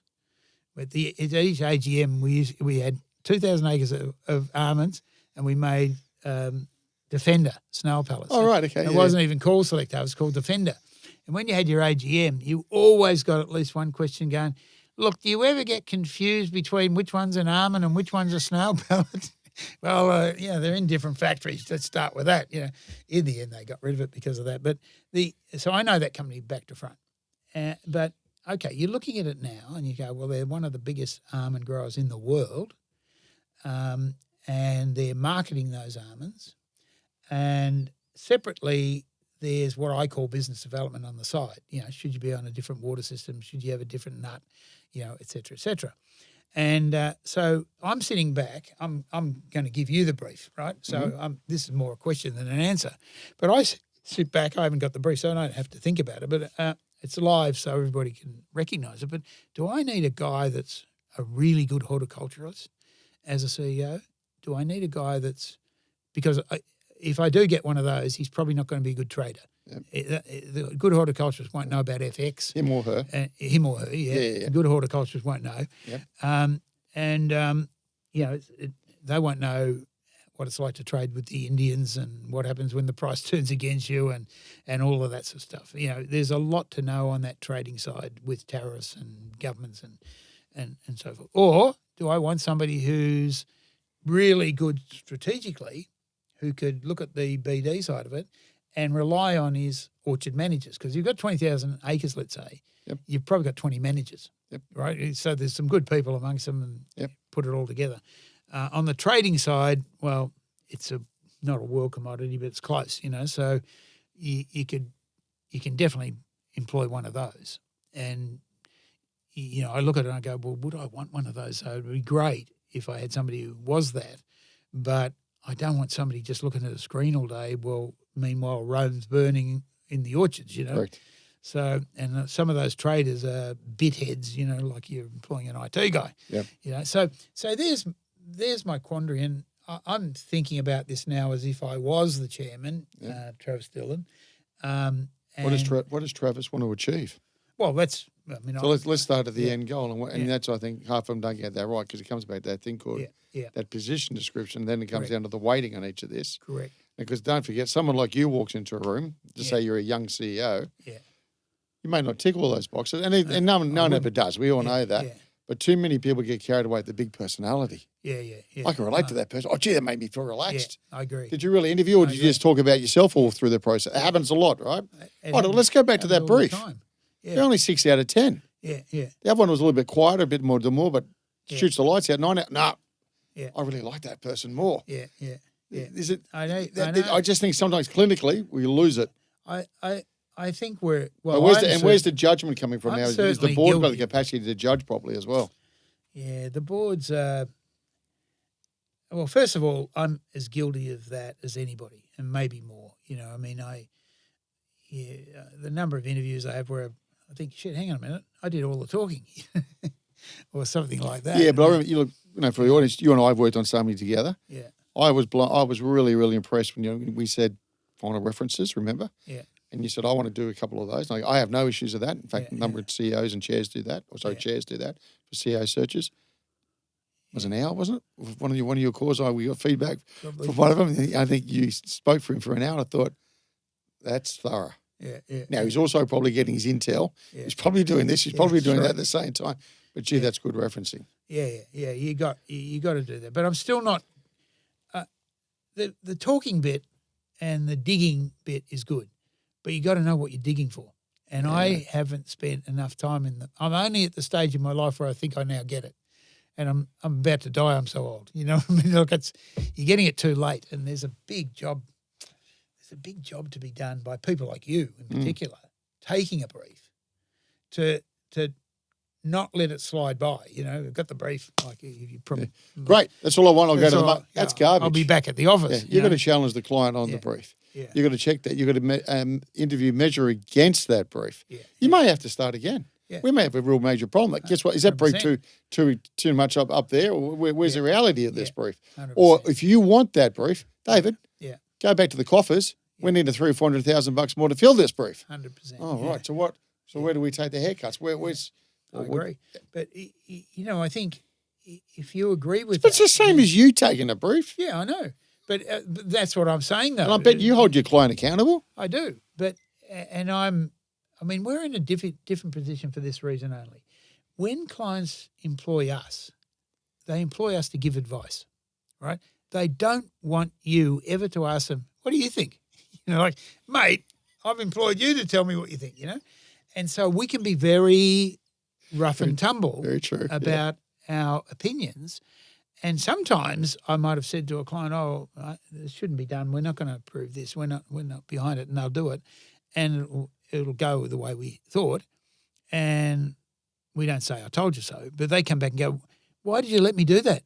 And you go, well, our advice was not to do it. And they go, yeah, but you should have fucking forced me. You should have forced me not to do it. Yeah, we can get away with a lot more robust conversation. And what I'm saying is that you should be more like us, which is to say, okay, I'm not going to take this brief. People will respect this, by the way, if you do this. Yeah. I'm not going to take this brief unless I, have, some briefings from these people and I understand the brief. Well, not so much that you understand the brief, so that you can then come back and go, well, what do you want, Travis? Yep. Now, if he says, well, I want an orchardist, you go, well, hang on a minute. Let's just decide, how much there is to do on the strategy side, how much there is to do on the trading side, how much there is to do on the finance side, because a lot of these things are now wound up with, MIS and different sort of fund managers and so forth. So the balance sheet becomes a lot more important than it was before. Correct. But your job is to then say, listen, I'm going to drill into you until I get this right for myself, for you, but also to try and help them, because otherwise they'll be like me. And they go, shit. Now, I think one of the biggest problems I have, and I'll mention it too because you're a headhunter, is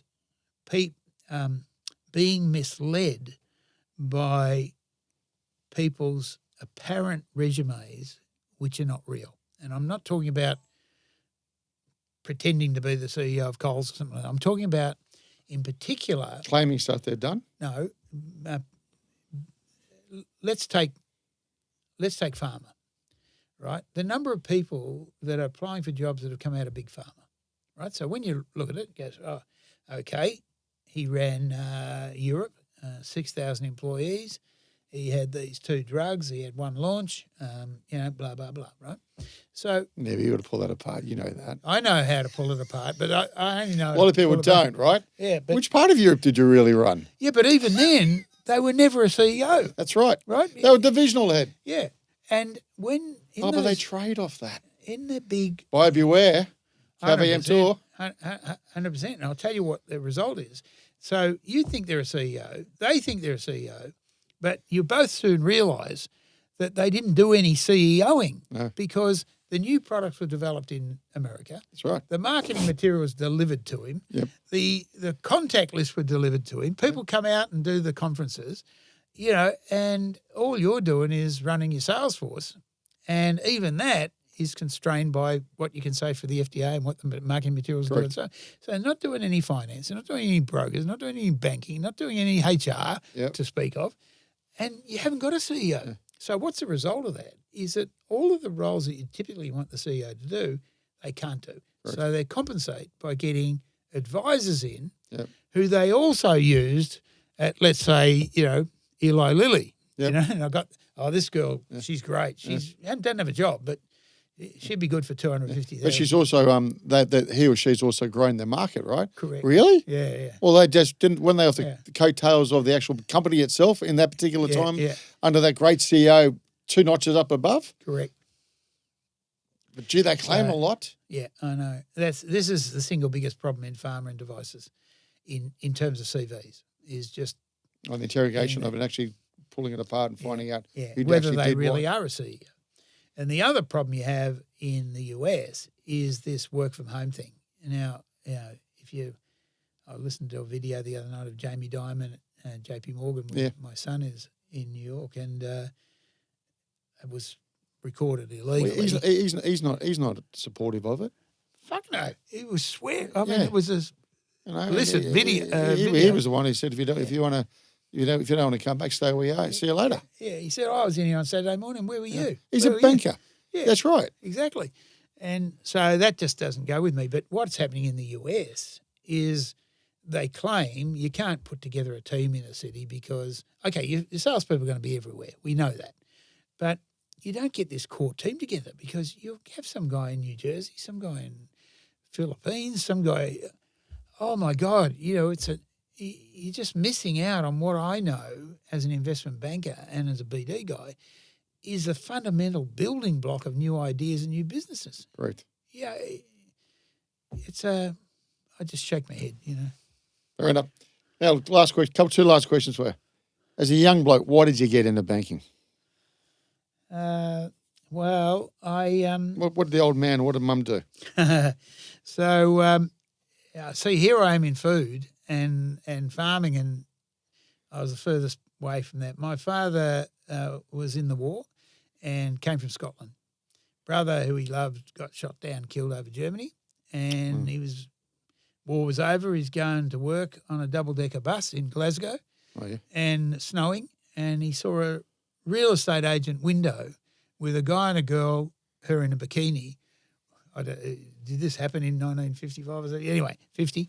And he thought, and walking along in a bikini on a beach in Queensland, he thought, that's where I'm going to be. That's where I'm going. So he went home and he told his mother. His father was dead by that stage. And he said, I'm going to Australia. She said, no, you're not. And he said, yep, I'm going. So he did the 10 quid pom thing, got on a boat, came out here, befriended a dozen people who were still friends till he died last year at 94 or something. But, from England and Ireland and he got a job immediately as a tram driver. Oh, yeah. Now, and so he didn't make it to Queensland then. He went down south. No, that's right, exactly. Sitting on a tram in Richmond, for Christ's sake. And then, by the way, so I'll finish the story. So my mother, meantime, after the war, she was with a girlfriend. She came from Innisfail in Queensland, and she worked her way down the coast to Melbourne, and her and her girlfriend were going to make a bit of money and then go and live in England. So she was going back to Europe, was getting out of Europe, and she got a job selling tickets on a tram. You're kidding, are you? What they used to call a connie, or a conductress. That's right. And so go along with these little wet tickets and so forth. Anyway, and I often joke that I was conceived on a tram, one of those, varnished benches, some My father hates these sorts of stories, by the way, because I just make them up and they get worse every time. This is in a days, by the way, which is sorely missing now in big corporations, where on the tramways they would have a dance every Saturday night. They would have a card club. And there was all this community stuff going on, and which enhanced the relationship my parents had with all their friends that they'd met anyway. Yeah, right. And it was very, very, convivial. Nowadays, nobody gives a shit about it. You go home, if you talk to somebody the wrong way, you're getting re-educated, or whatever. Yeah. But anyways, because he'd come out of the war, he always worked. He always had 2 jobs. So he'd finished on the trams and he'd work for some Pretty incredible, isn't it? catering company, and he then worked for Crittenden's, which in those days in Melbourne was a fine wine merchant, probably the best. And that's got my interest in wine. But he always had 2 jobs on the go. My mother had, she worked at a Tupperware factory in Ferntree Gully.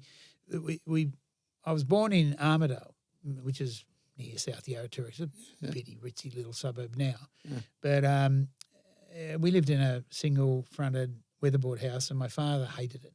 It reminded him of Glasgow. He thought it was the slums in Glasgow. In those days, there were slums in Glasgow, Absolutely. And so he came home one day, he goes, right, we're going.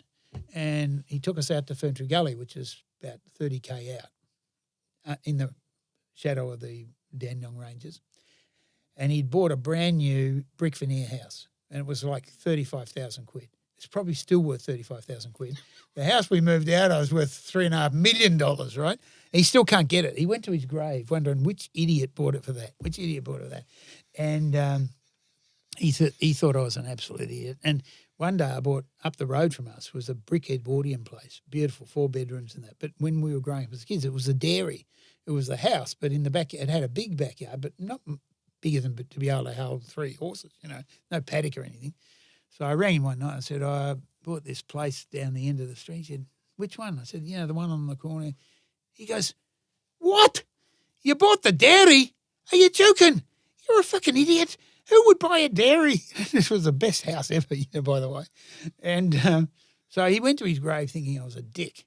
And I don't think he ever really, he used to keep a cutting file of me, but I don't think he ever really understood what I did.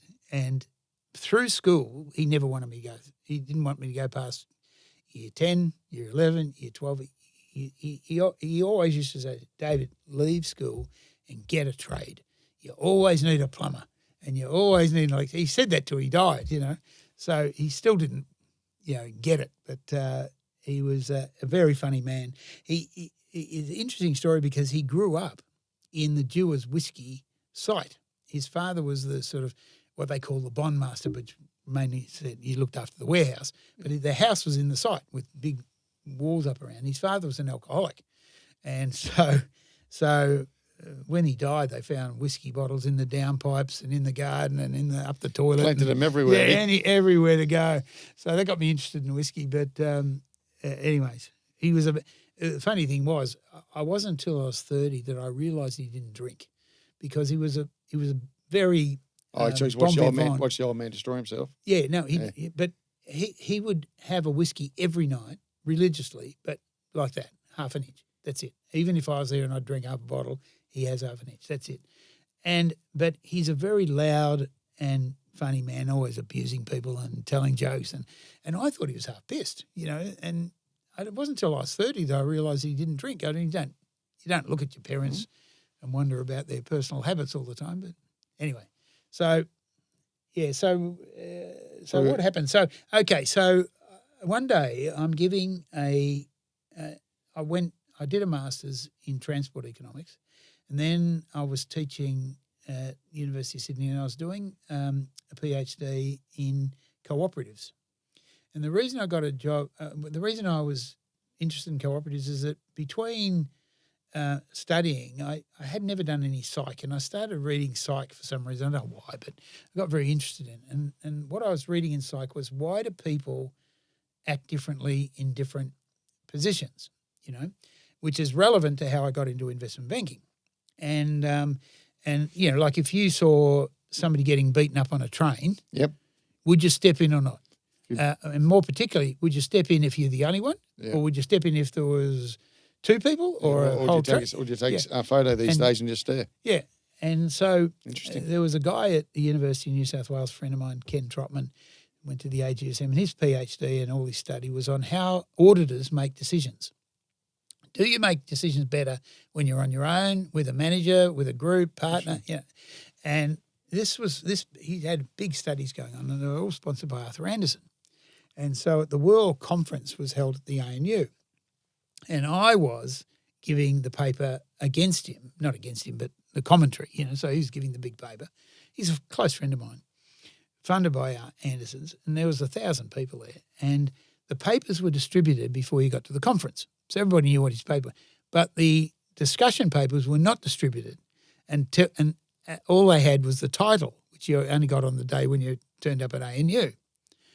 And so the title of my paper was Male Sexual Arousal. This is 1,000 finance people, by the way. Male Sexual Arousal and Auditor Judgment. Well, I checked into the college at ANU and my phone was already ringing, and it was Trotman.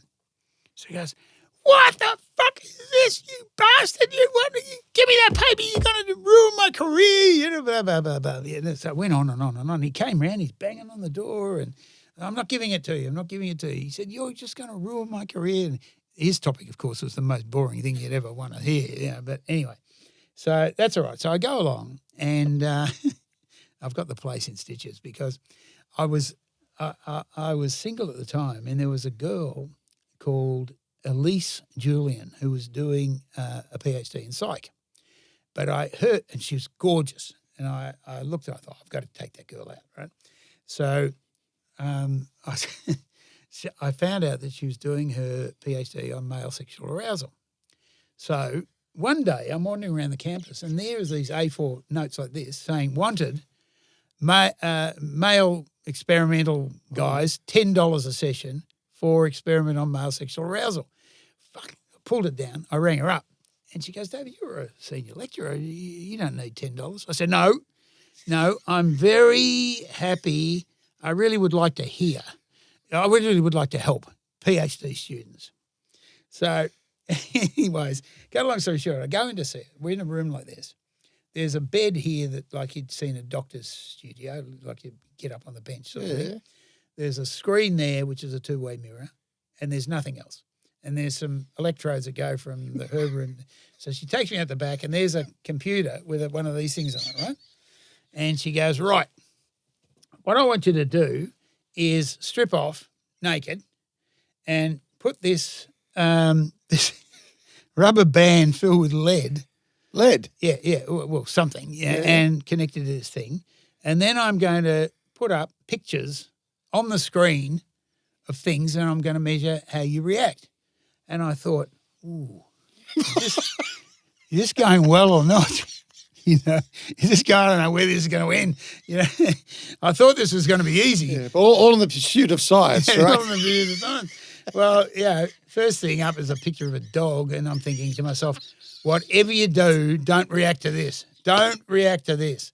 Anyway, so this was my whole talk about how when Ken Trotman was doing his experiments, are you acting differently because somebody's looking over your shoulder? Right. But would you act differently if you're on your own? Which is part of the experiment anyway.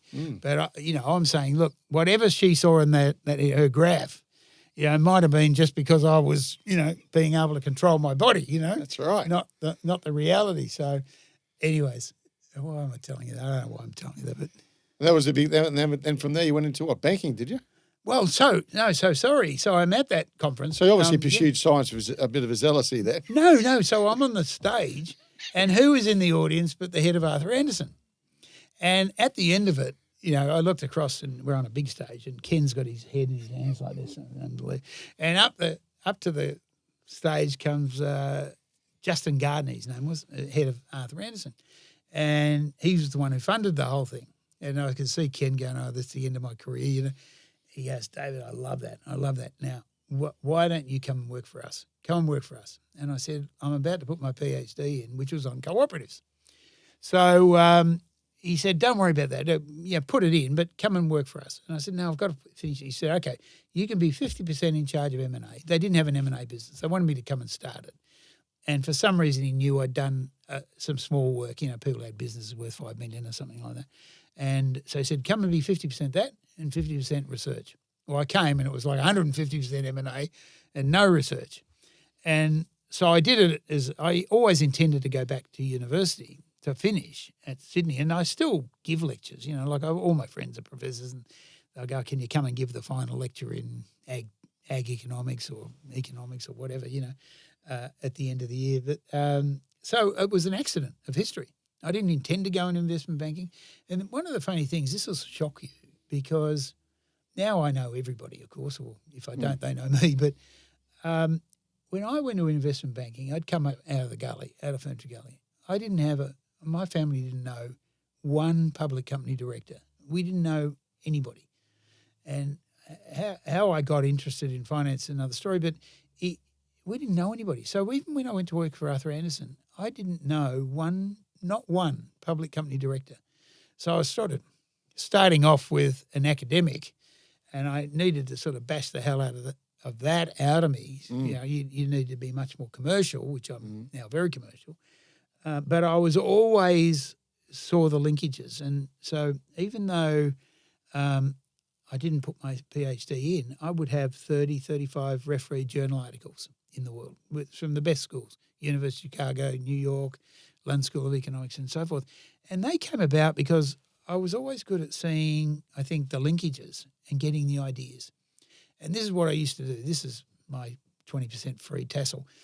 I'd write the paper, get as good as I could do, and then I'd find the 5 best guys in the world who are in that space, and I'd send it to them. And I go, listen, This is a paper I've drafted up. I don't care how cruel you are with it. If you've only got time to do the grammar, great. If anything else, the science. Well, if I send 5 out, I get 4 back. Academics are very willing to help. By the time I got it back and incorporated it all, I had a paper that I could never have written in my life. The next thing, bang, taken up by University of Chicago or something, So, but the idea is the main thing. I was getting more papers published than a lot of my colleagues who were much smarter than me, and but focused on just getting deeper and deeper into a subject. Whereas I'm reading stuff and I'm thinking, where does that go? What do I do with that? And that's the difference. And I'll tell you how I got into it, how interested in the first. Yeah, go on. It's a guy called Ron Bellotti. And if I could find his daughters now, I'd love to see them. But he was an Italian immigrant, and he designed a lot of the water fountains. He especially was fountains, believe it or not. And so the big bronze water fountains around Melbourne, he designed a lot of those and put them in place. And then he retired and he bought a mixed business near where my parents lived in the gully.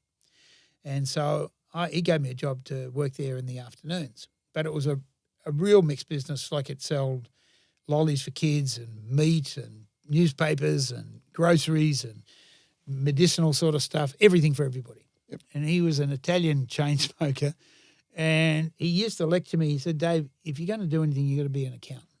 And I said, why is that? And he says, see all this layout here in my shop with the chocolates, the red tulip, and then he said, my accountant tells me how to do that. And I said, how does your accountant do that? He says, because my accountant tells me what I'm making money on and what I'm not.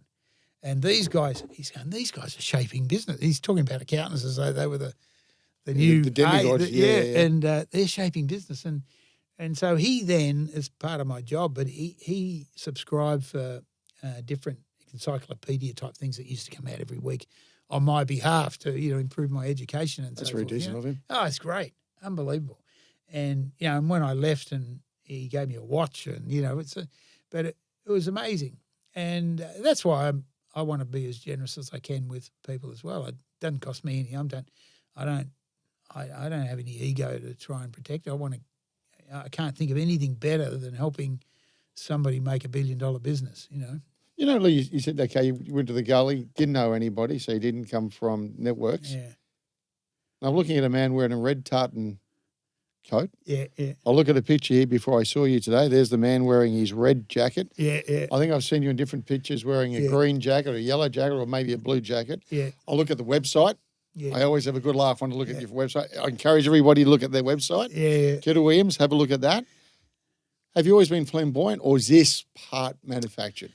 No, it's also an accident. So I went to the Rugby Sevens as a guest of Rabobank. Over in Hong Kong? Hong Kong. Fantastic. Right? Can't go So wrong. the head of lending then was a guy called Phil Stratton. He said, I've got to go down and see my tailor. I get all my shirts made here. I said, okay. So I went down and he's got this tailor. The shirts are more expensive than what you can buy here. Yeah. It's supposed to be in Hong Kong. So anyway, the guy talked me into getting a jacket, which is that jacket, that red jacket. Oh, the red one there. Yeah. And I said, well, while I'm waiting for this guy to get measured up, I'll get measured up for my jacket. So I took that, which is this is a very rough sort of material. That's very smooth woolen material. And I got a tan one at the same time. And I just thought, it's a bit outrageous, but I'll do it. So I came to wearing the red jacket everywhere I went, and especially in Polynovo and AGMs and things like that. So you're standing out. Became a signature. Yes. And if I turned up to a webinar or something, or a TV studio, and I didn't have that on, they go, where's your red jacket?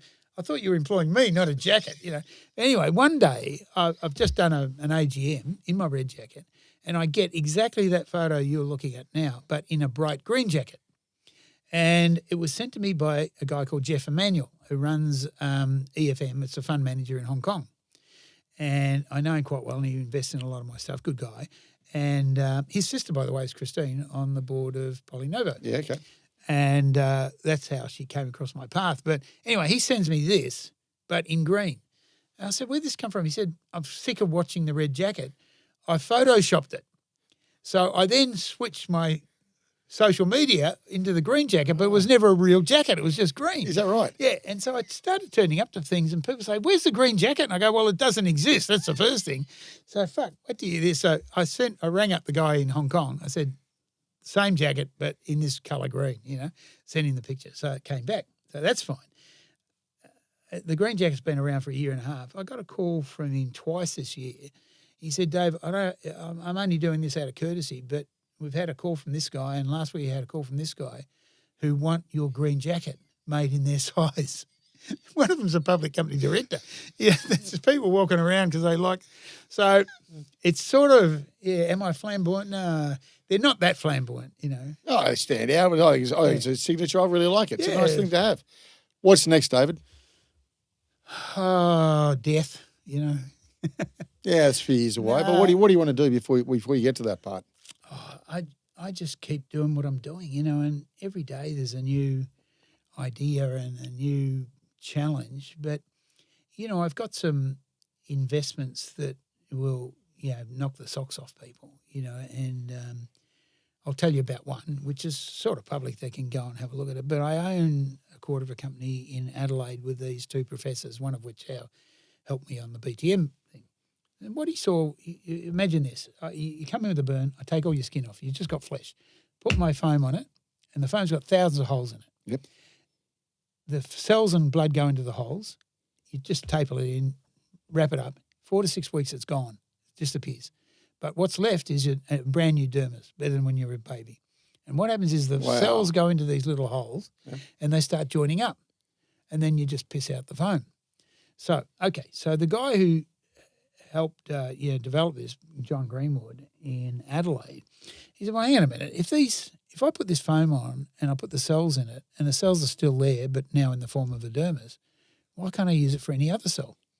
So what he's been doing for the last few years is we've been taking a little bit of foam, no bigger than that, put it just in your skin here, right, and then inject it with diabetic islet cells, which are being supplied by Novo Nordisk, which is Ozempic, right? Ah, right. So what happens is we know what happens to the foam. It just disappears in 4 to 6 weeks, for all intents and purposes. We've got a patient now that's going on to 4 years. The cells are still there, excreting insulin. So you're onto something here. So next week I'll be over there and we're injecting some pigs with adrenal cells, with thyroid cells, and we've already done a little bit of this with rats and mice, but it could be a world beater.